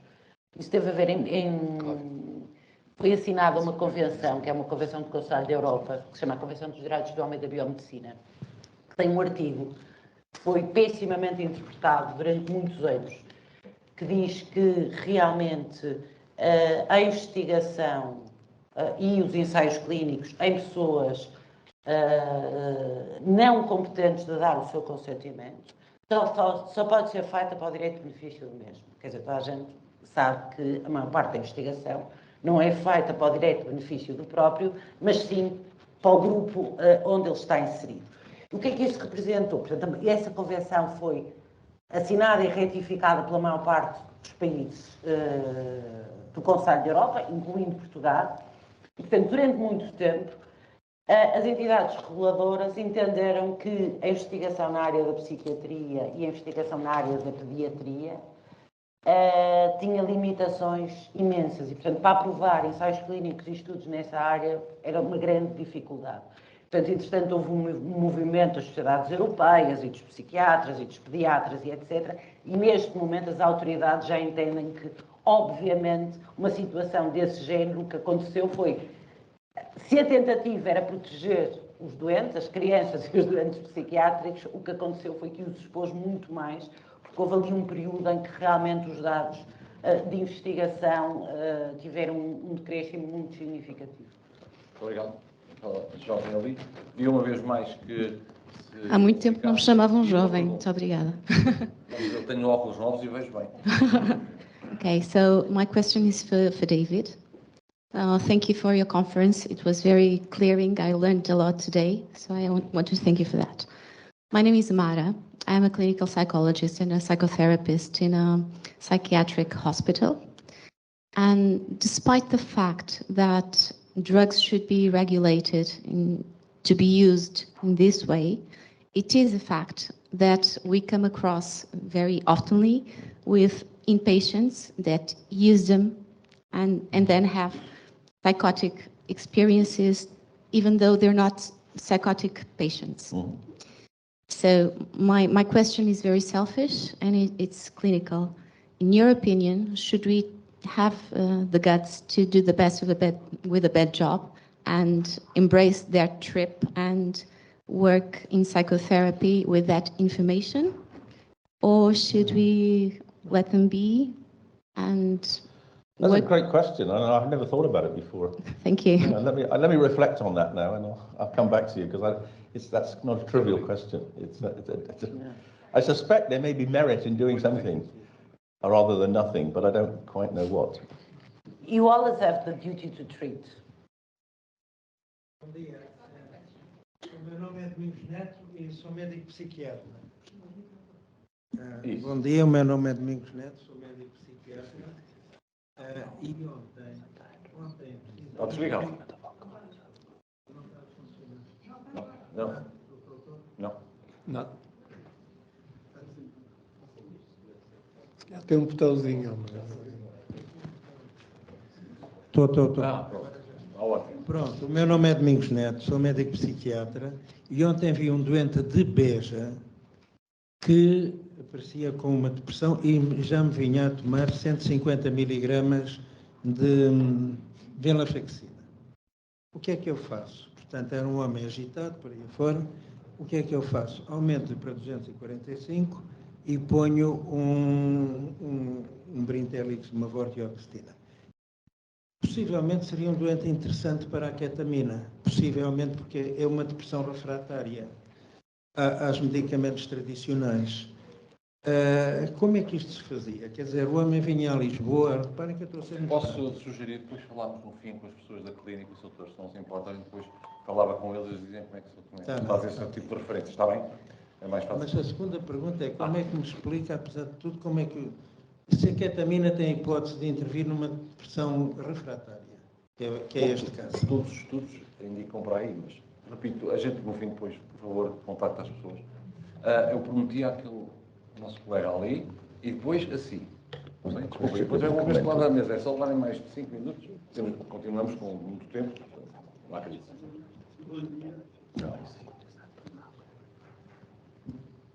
Sim. Tem que pôr assim. Sou João Gonçalves, sou psicólogo e sou membro da Sociedade Psicodélica de Lisboa. Vou falar I will talk in English to Professor David Nutt. First of all, like the others, it's an honor for me to be. I've been following your work for many years, and it's really amazing. And we are here on the invitation of the Clinic of Change. I'm a big supporter of change, and as it comes to psychedelics, I'm very interested in change. And we are here about ketamine psychotherapy. And the reason we are here about ketamine and not the other psychedelics is because ketamine is the only legal substance, at least for clinical use. But as you showed very well, the other substance, psilocybin, MDMA, LSD, also have very interesting potential for clinical use. I mean, if you think the ketamine evidence is strong, look at the MDMA evidence for post-traumatic stress disorder. I mean, it's amazing. However, and Professor David Nutt, you know very well, it's so hard to do research on this substance because there is a whole legal framework, not only on the national level in Portugal, but international on the United Nations level. We have protocols saying that all these substances have absolutely no clinical value. Yep. And this is amazing. We know that it's not true. Yes. There is here researchers, doctors, and we know, I mean, there is not much research, but we already have some strong research, the Johns Hopkins, your research. Exactly. Yeah. But we are facing a lie. We all know that it's not true. This substance have very strong clinical potential. And my challenge also to the bioethics persons and to all the influencers here is let's change. Let's allow at least researchers to do the research about this substance. I've got good news for you. And the good news are, concerning ketamine, in the last couple of months, there came out 2 major clinical trials. One in the New England Journal of Medicine, and another one in the Journal of American Medical Association. This is way to go. This will be approved.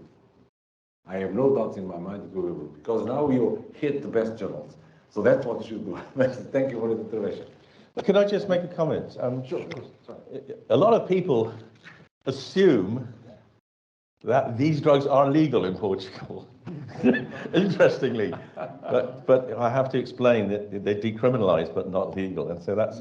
But the point I want, the really important point, is that Australia has now made a decision. In July this year, Australia said the conventions are wrong because these drugs do have medical value, and they have made the medicines on a compassionate basis.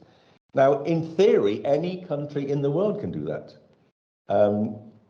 But up till now, it's only been Australia. So, but I would be very... Well, Switzerland have sort of done it over, but that's in a more regulated fashion, but in the principles there, yeah. So I'm, if there's no reason why Portugal couldn't do the same, other than it's part of the EMA, so that makes it slightly tricky. But it would be interesting if Portugal was to go the next step and say, okay, for compassionate use. And I'll just say, why did Australia make that decision? So in Australia, you've got one of the best healthcare systems in the world, one of the richest countries in the world, and every day, an Australian first responder, policeman, fireman, paramedic, kills himself. They've all been treated, they've all had the best treatment they can get, which is better than most countries, and yet they still kill themselves. So the Australians say, well, come on, guys, what's there to lose? What's the downside of allowing compassionate use of psilocybin and MDMA? And there is almost no downside, and there's an enormous benefit. Yeah. And that's why they made the decision, very rational decision, as you would obviously endorse. Can I make a comment? Wouldn't you say that the downside could be that less research is done? No, because the clever thing is that the data, what will happen in Australia is that the data will be collected. It's real-world evidence data. It will be collected. The charity drug science is part of the process of collecting and analysing the data. So we will get more research, not less. And it'll be real-world research rather than RCT research, which has obviously got its own problems in terms of generalizability. Eu tinha, exatamente, senhora doutora, depois, vamos aqui para este lado. Ali, quem é que tem o microfone? Permite que eu passe a palavra primeiro aqui e já falo por assim, está bem? Ok? Bom dia. Bom dia, o meu nome é João e sou aluno do mestrado de Psicologia Clínica. I have two questions for Professor David Nutt. Regarding one, from what I could understand, the ketamine psychotherapy used a more cognitive behavioral orientation. Do you believe there is an opening for other theoretical models to be used in this kind of psychotherapy? And my second question will be, this is an expensive kind of treatment. Do you believe it will become more accessible for the general populace in the future years? Yeah, two good questions. It's not expensive. I mean, the cost of a course of ketamine therapy is the same cost as being in a hospital for a week. That's not expensive. It's a third the price of having a knee replacement. It seems expensive because we devalue and have consistently devalued mental illness, and we've been used to paying virtually nothing for it, and we need to accept that that's right. So it's not expensive, and it is cost effective.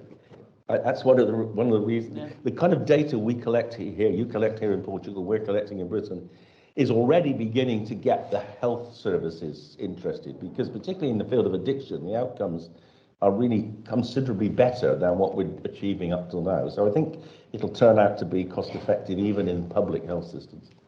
In terms of the right kind of psychotherapy, it's what's interesting about this field is that it's encouraging people to ask that question. And we don't know the answer. I mean, what we're doing at present is what we've done because it works, and so we can justify selling it to people that this does work. But it may well be there are other better ways, and maybe more individual ways of doing psychotherapy, and I'm really open to that. I think psychotherapy has failed because it has tried to be too rigid and prescriptive, and everyone gets CBT, but the people who don't respond to CBT, 50%, it's their fault, and that's not right. Mm-hmm. Thank you. Senhora doutora.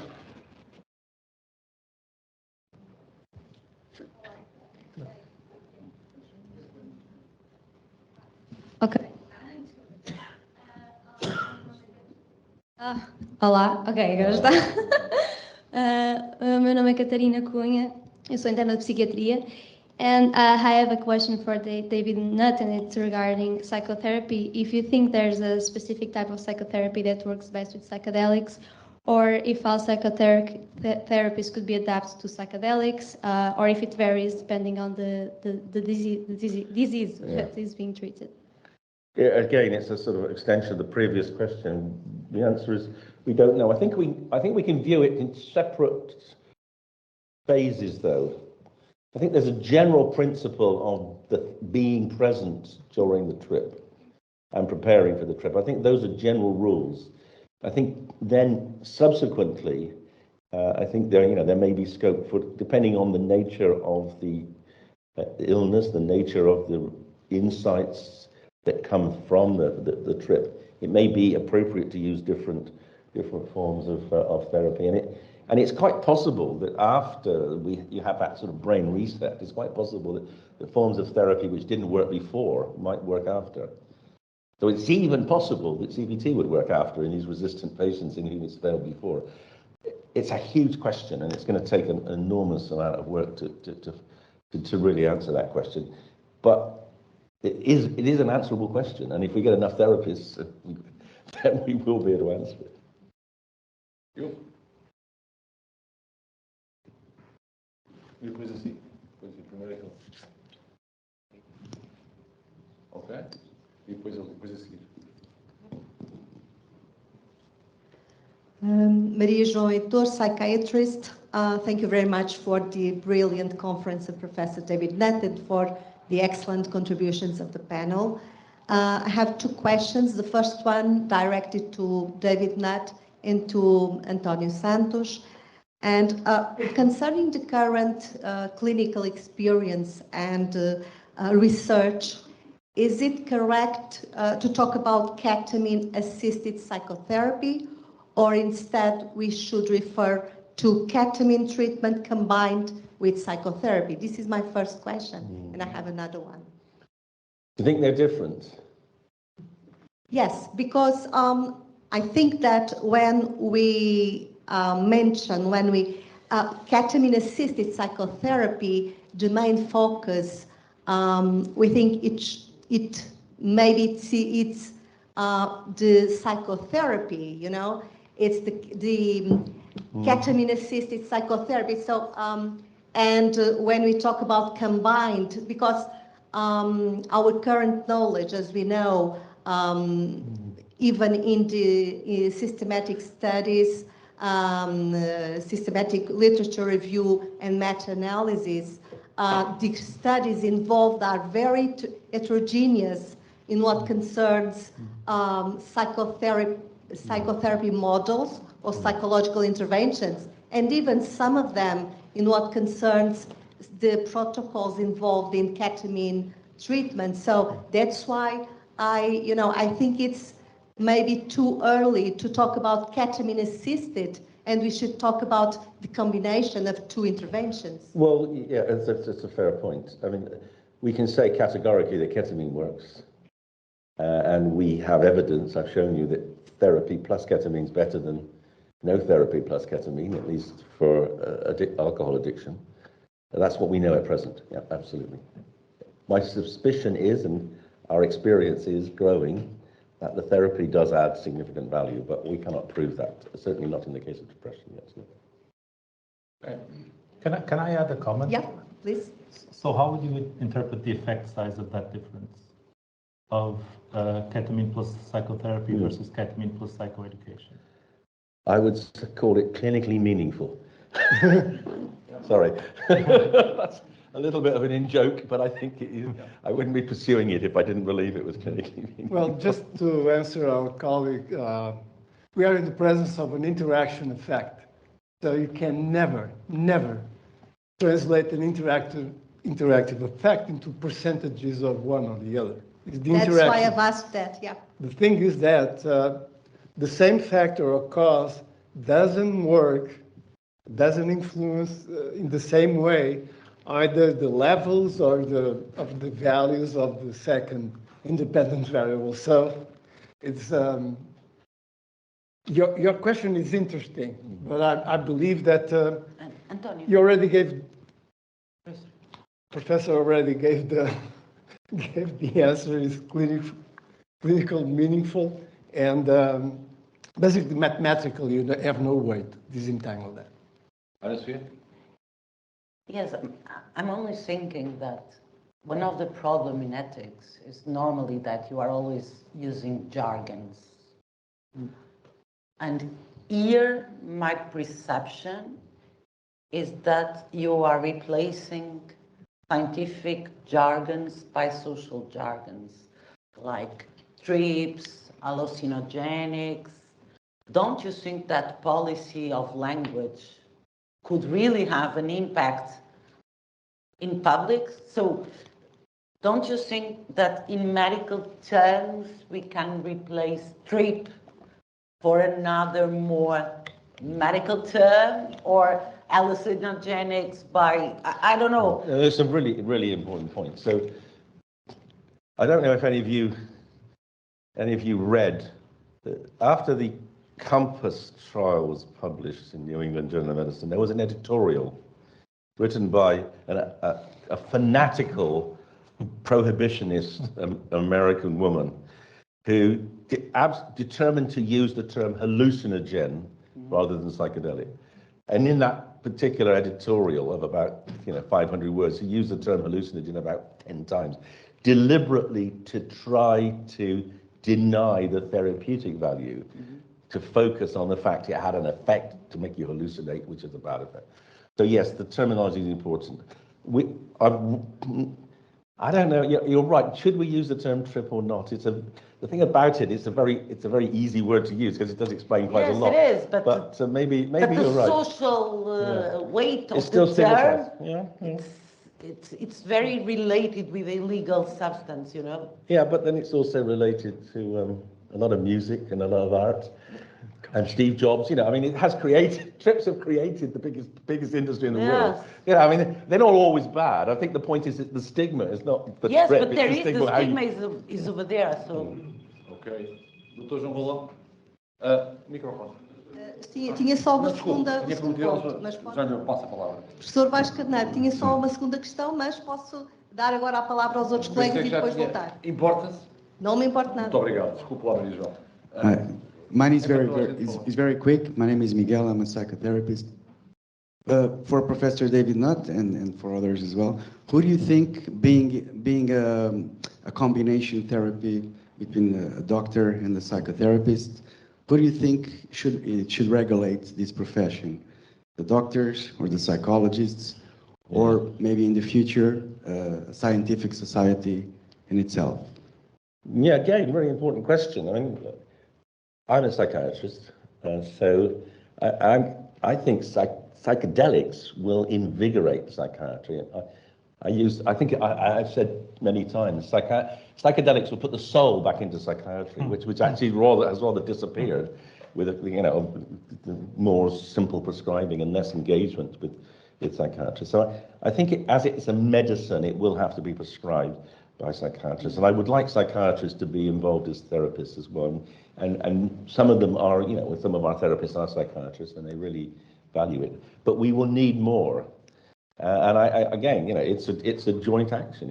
You've got medicine and you've got psychotherapy, and we can learn from each other. And I think having a psychiatrist and a clinical psychologist or a psychotherapist as part of a therapeutic team is almost certainly the ideal way.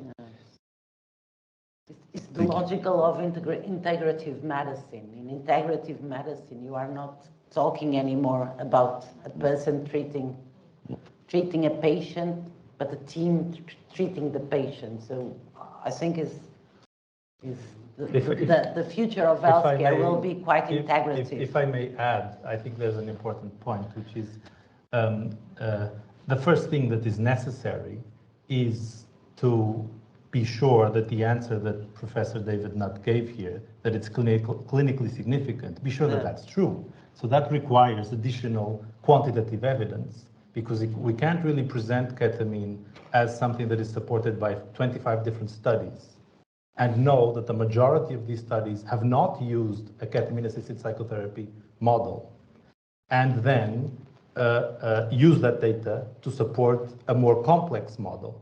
I'm not saying it doesn't work. I think it needs more evidence. And I'm very happy to participate in producing that evidence, but I think it's necessary.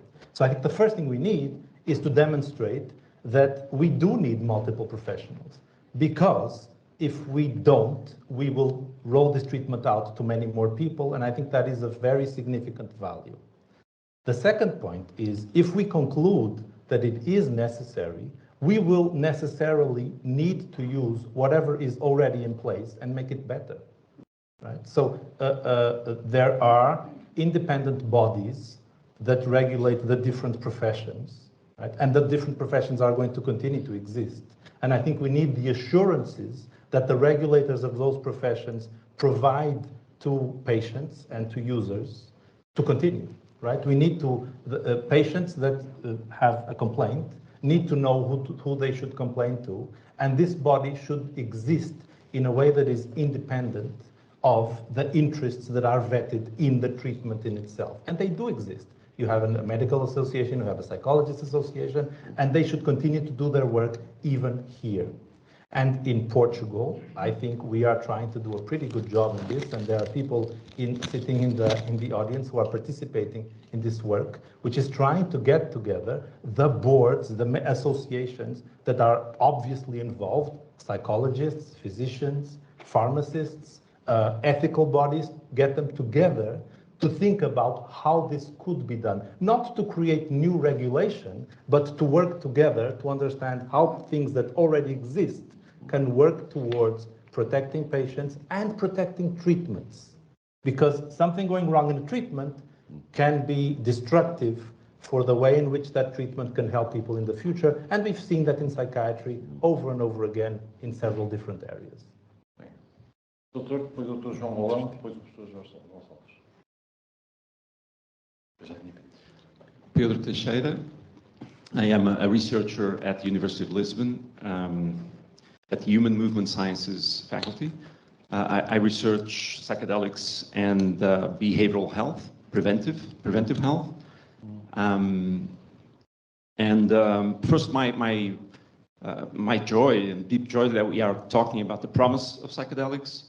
I think we've been talking about the risks of psychedelics for 50 years with dark consequences, I would say. Also that stigmas are to be overturned. They're not to be shied away from. And so, you know, it's not real, but I felt like saying that I had a wonderful trip to Patagonia last year on trips. But my point is about, so I want to challenge you a bit further. I think we're talking about the clinics, the clinical side of psychedelics today. I think in 15, 20 years, we'll be talking about psychedelics in a totally different way. And that's what sort of my research is foreseeing or based on. I think we are treating conditions today that we cannot prevent. You may know, you may not know that the prevention budget in the Ministry of Health is 3%. 3%. It's interesting that we now have a vice minister who's called Secretary of State or Vice Minister of Health Promotion for the first time, even though there's so little money for prevention. So on prevention and psychedelics. We've been looking at the research existent at the moment. We've published on this.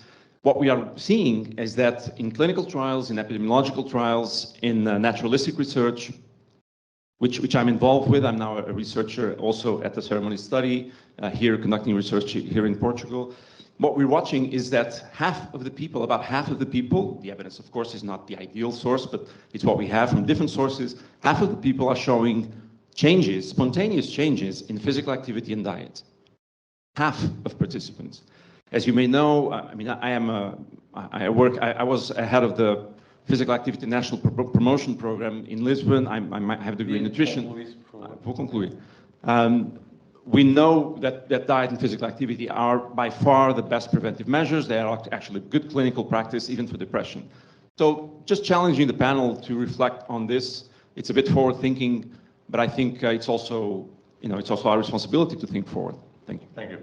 Well, I think the good news is that Oregon's going to test your theory. Yeah. And I think you're going to be right. Thank you. Dr. João Molão. Obrigado. First of all, thank you for inviting me for this important session. I learned a lot, and it was a good opportunity to meet again Dr. David Nutt. We met a long time ago. First of all, my name is João Golão. I'm the National Coordinator for Drugs and Drug Addiction and the Harmful Use of Alcohol. I've been this for a long time, so we had the opportunity to meet. Professor David Nutt was kind enough to invite me to be present when he launched a very important article in the Lancet with the ranking of risks attributed to several substances. I had the honor to be with you in the launch of that article. Yeah.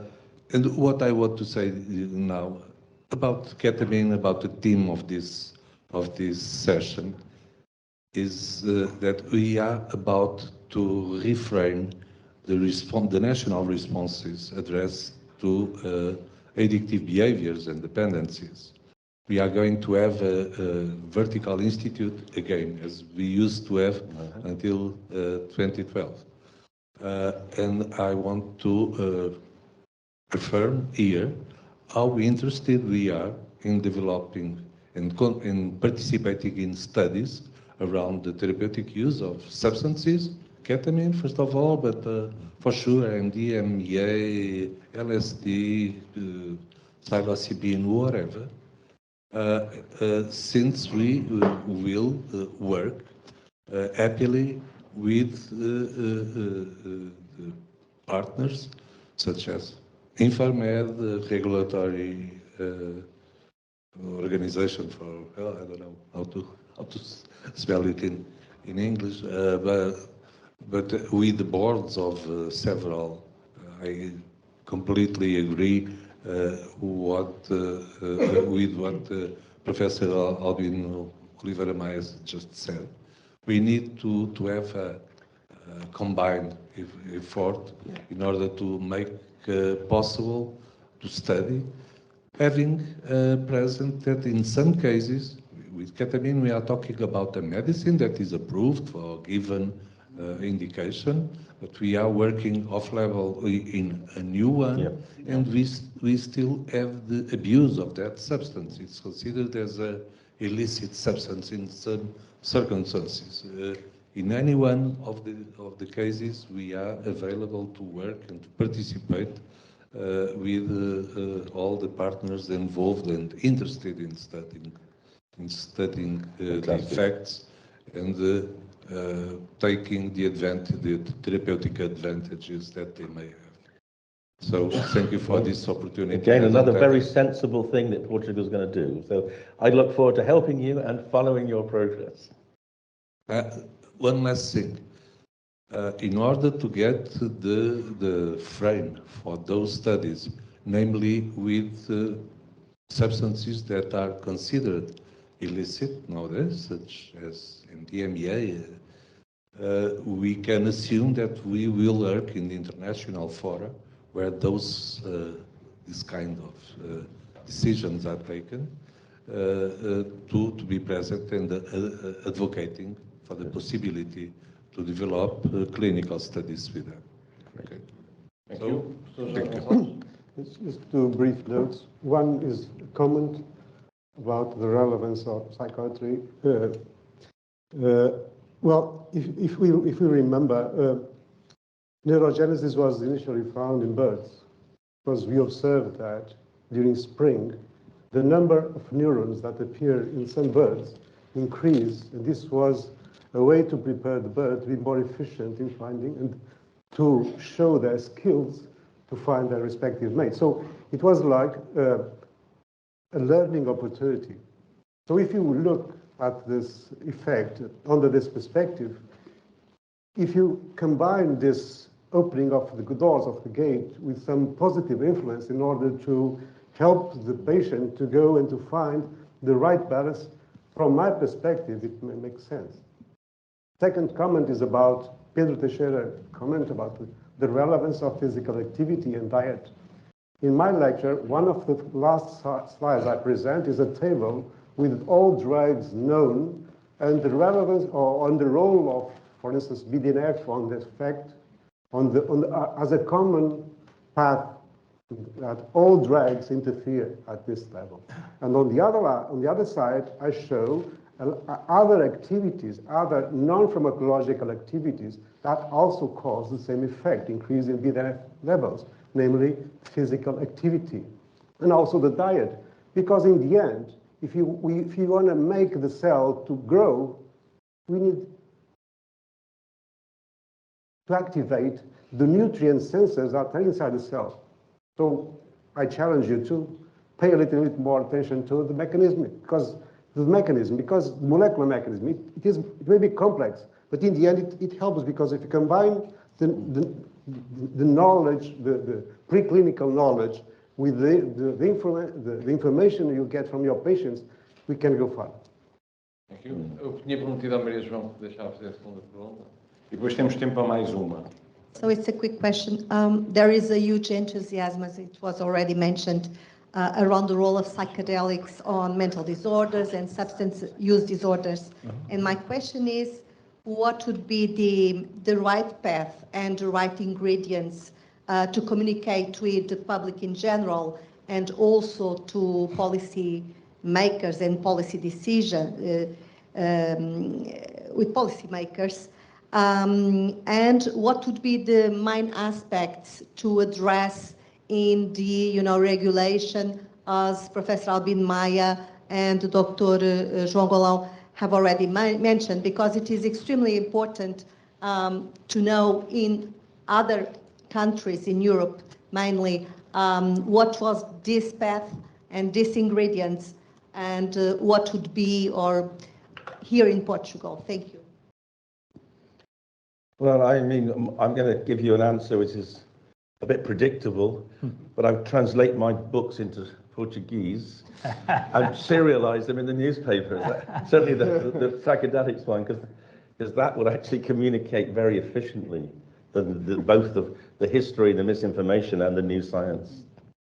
And it's been translated into Polish and Japanese already, so why not Portuguese? So going back, there was a comment that you actually stimulated, and that trying to touch on Pedro's point, that I think is a very important point. And I think it's a very important point not only in terms of what we will be able to do in the future, but also in terms of how we conceptualize the intervention and the role of the substances in the intervention. And indeed, you're absolutely right that there's much less investment in health promotion activities. That's very clear. And it's also seen differently in terms of the way in which governments and states are responsible for providing access to intervention. Right? So we have a system, a well-established system, that intends to ensure access to a right that our state, our constitution, has said is a right of all of us, which is a right to health, right? And that's actualized very differently in terms of promotion and treatment. Yeah. And the investment has been very much in terms of treatment rather than in promotion. And I think one of the issues conceptually in terms of mental health is that it has been seen much more as a luxury in terms of promoting health, rather than an area where you need interventions to which you provide access that the state ensures are accessible to everyone, right? That has been a very a civilizational pull, and we see that, for example, very well seen in the access that does not exist to interventions that psychotherapy and psychology has shown are effective for decades, right? Mm-hmm. And I think there's a risk here, which is that if we mix the two environments together, we will risk that an intervention that we hope will be seen as an intervention in health, and for which we hope to have states investing towards allowing people to access those treatments, be pushed towards an intervention that is not an intervention for treatment, and for which there should not be adequate investment in terms of ensuring fair access. And I think that's a risk, and we need to consider it. The second point is for Dr. João Rolão, which is to say that I'm really very excited to learn that you're enthusiastic about doing this research, because that has been a challenge in the country. And I don't think it's a challenge because of the legislation, right? I don't think it's the law that's not allowing us to do the research. The law's there. We take advantage of it. We apply to the regulatory bodies. The issue is in the individuals that are making the decision and their own prejudices. Yeah. So having someone like you and someone like the institution that you're leading saying this publicly, I think is going to be very important for good news that are happening. We've had funding from the Portuguese state to do psychedelic research. It didn't happen because the Portuguese regulator of research didn't allow us to do it. We hope to be able to announce very briefly funding from the European Union to do a clinical trial with a psychedelic. I can't tell you lots of details, but it will happen. And hopefully our regulator will be more open-minded when this comes up. Well, that's it. We already overcome a little bit of our time. We still have a couple of more things. Our meeting. Thank you very much for all your questions. And I will speak in Portuguese, because I have to resume the entire thing. Portanto, muito obrigado uma vez mais pelas vossas questões. Eu diria que há 3 pontos que podemos talvez levar desta reunião. Em primeiro lugar, a existência de psicodélicos no mundo da psiquiatria. Estou a chamar o mundo da psiquiatria porque estou a ir para além da depressão. De todas as potenciais utilizações. Uma delas, as áreas da adição, que para mim parecem extraordinariamente importantes. Capaz não fosse o número de doenças muitíssimo maior. Deixou-me aqui uma séria esperança de abordar o problema das adições com uma abordagem nova e fresca. O segundo ponto é exemplo que há em fazer investigação com moléculas destas, que têm uma história atrás de si, têm uma conotação atrás de si, e que claramente diminui a possibilidade de fazermos grandes ensaios clínicos. Daí o valor extra que a ketamina e os investigadores que utilizaram a ketamina têm quando fazem 20 e tal revisões sistemáticas e 20 e tal ensaios clínicos. Todos eles passaram por estas dificuldades e, no entanto, foram capazes de produzir evidência de alta qualidade. É este o caminho, não há outro. Porque mesmo com evidência de alta qualidade, muito provavelmente vai ser muito difícil provar estes medicamentos. E, portanto, mas esse é o standard. Tem que haver evidência de facto de alta qualidade. E, portanto, sob esse ponto de vista, já sente-se que a metodologia está muito bem estratificada, já sabem fazer muito bem estes ensaios clínicos e, portanto, saio daqui com otimismo em termos desta abordagem, seja ele através de estudos experimentais, seja através de estudos observacionais, o que for, não é? Já temos aqui muita matéria. Outro aspecto muito interessante é a segurança, que poderia ser uma das coisas aqui mais claramente poderiam impedir todo este fluxo de informação, mas que felizmente, no que a ketamina concerne, não é um problema. Eu até acho que, vou olhar aqui com toda a atenção, achei que havia de efeito adverso a menos. Cada vez que há um ensaio clínico, uma coisa nova, a gente sabe sempre que tem um bom de efeito adverso, mas de facto fiquei surpreendido com a segurança, que aliás também já aqui foi falada. Sem isto não é possível as agências regulamentarem avançarem com os ensaios. Vai ser sempre controverso, mas repito, se houver dados de boa qualidade, mesmo os inimigos têm que se render ao facto de que é assim. Portanto, iria terminar dizendo que os exemplos de rigor que nós temos quando abordamos estas áreas, nomeadamente a doença mental, que é uma área muito difícil mesmo. Até há 20 anos, a investigação de doença mental era, de facto, muito, quando comparadas com as cardiologias e com as pediatrias e com as gastroenterologias, era, de facto, muito incipiente, muito inicial, mas agora a gente vê, e repito, há um artigo difícil de ler, da Nature Medicine, talvez com uns 3 meses, que faz um overview de tudo aquilo que são as novas abordagens terapêuticas na psiquiatria, de todas as doenças, uma coisa com 15 páginas. Eu falava agora que há muito tempo não vi uma coisa tão bem escrita e tão detalhada, e portanto deixou-me também aí esperança que aquela abordagem clássica possa estar, de facto, arrumada. É óbvio que nós precisamos muito das reuniões que fizemos aqui hoje, que é olhar para os cientistas a falar com os práticos, ou então as pessoas que já são cientistas e práticos. Portanto, nesse sentido, é muito importante isto. Espero que tenham gostado desta abordagem e termino dizendo que foi para mim um prazer e uma honra estar aqui e agradecer à Clinic of Change o convite que nos quiseram fazer e esperando que trabalhemos em conjunto para produzir dados de boa qualidade. Vou agora passar a palavra para encerramento ao Dr. Paulo Duarte, farmacêutico e um dos fundadores da Clínica of Change. Muito obrigado a todos pela vossa atenção.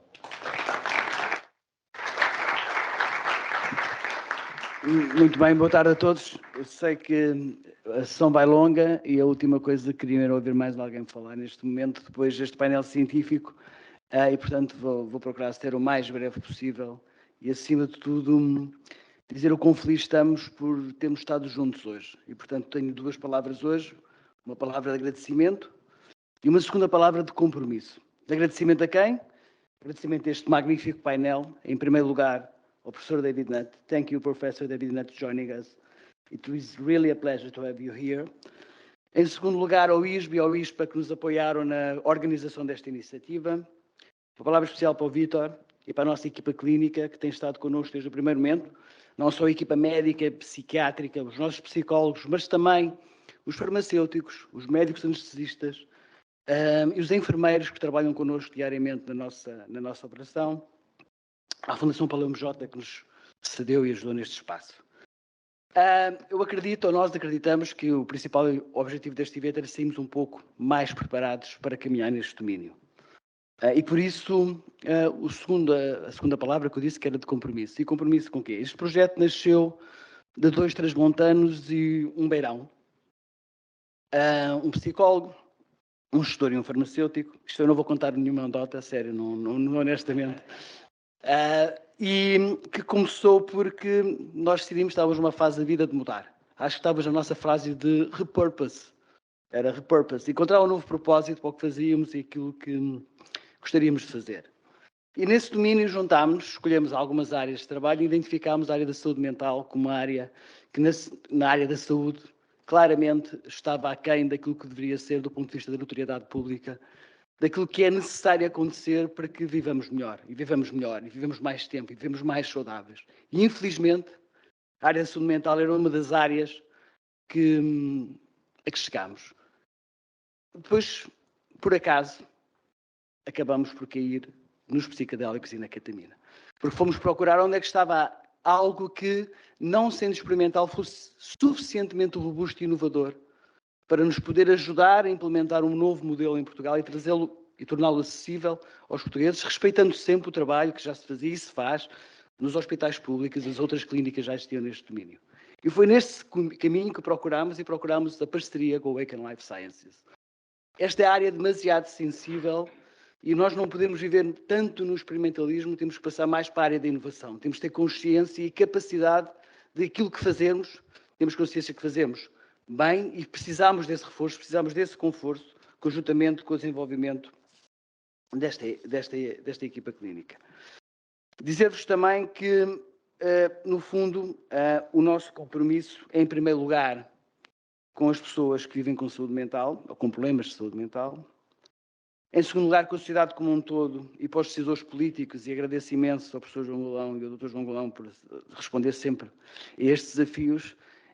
Não é fácil encontrar a nível global e a nível internacional, e mesmo no nosso país, e também particularmente no nosso país, pessoas que estejam abertas à mudança antes das coisas ocorrerem.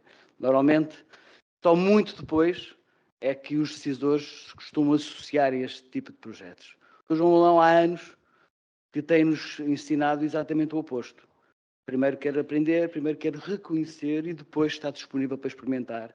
E por isso é que Portugal, como vimos, é um exemplo a nível global no tratamento da adição. Portanto, é compromisso para com a sociedade. Ter compromisso com a ética, porque a ética é importante em todas as áreas da saúde, quando se faz investigação, quando se realizam atos clínicos e particularmente na saúde mental. Um compromisso também com a ciência e com a produção de evidência científica e com um projeto que é clínico, que é diferenciado e que é uma equipa, em que todos têm a sua responsabilidade, mas respeitando sempre o espaço próprio de cada um deles, porque elas não se subtraem, pelo contrário, as profissões que fazem parte, o médico psiquiátrico, o psicólogo, o farmacêutico, o médico anestesista e o enfermeiro, somam-se, não se subtraem. E, portanto, nesta lógica do repropósito, a utilização da ketamine, como o Dr. Vaz Carneiro retirou uma dica, portanto, estou zangado consigo, eu ia dizer que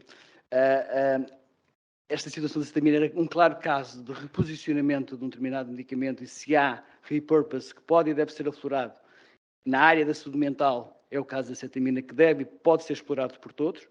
E para nós também, como a clínica, também é uma nova fundação, é uma refundação daquilo que queremos contribuir para a saúde em Portugal e aquilo que vamos fazer junto dos nossos clientes, dos nossos doentes, e dizer-vos que reforçar as ligações entre todos era também um dos nossos objetivos. É nosso objetivo federar mais do que dividir, porque eu acho que esta sala começa a ter alguma consciência sobre a importância e os problemas da saúde mental. Acho que esta sala começa a ter e tem interesse na importância da ketamina e da psicoterapia assistida por ketamina ou da ketamina assistida por psicoterapia. Podemos vir a discutir diferentes vertentes. Temos essa consciência, mas o mundo lá fora não tem ainda consciência de que há respostas para a saúde mental, quer mais conservadoras, clássicas, quer mais inovadoras, que não estão acessíveis aos portugueses. E isso também é parte da nossa missão. Portanto, muito obrigado por terem vindo, um obrigado a todos e vamos embora.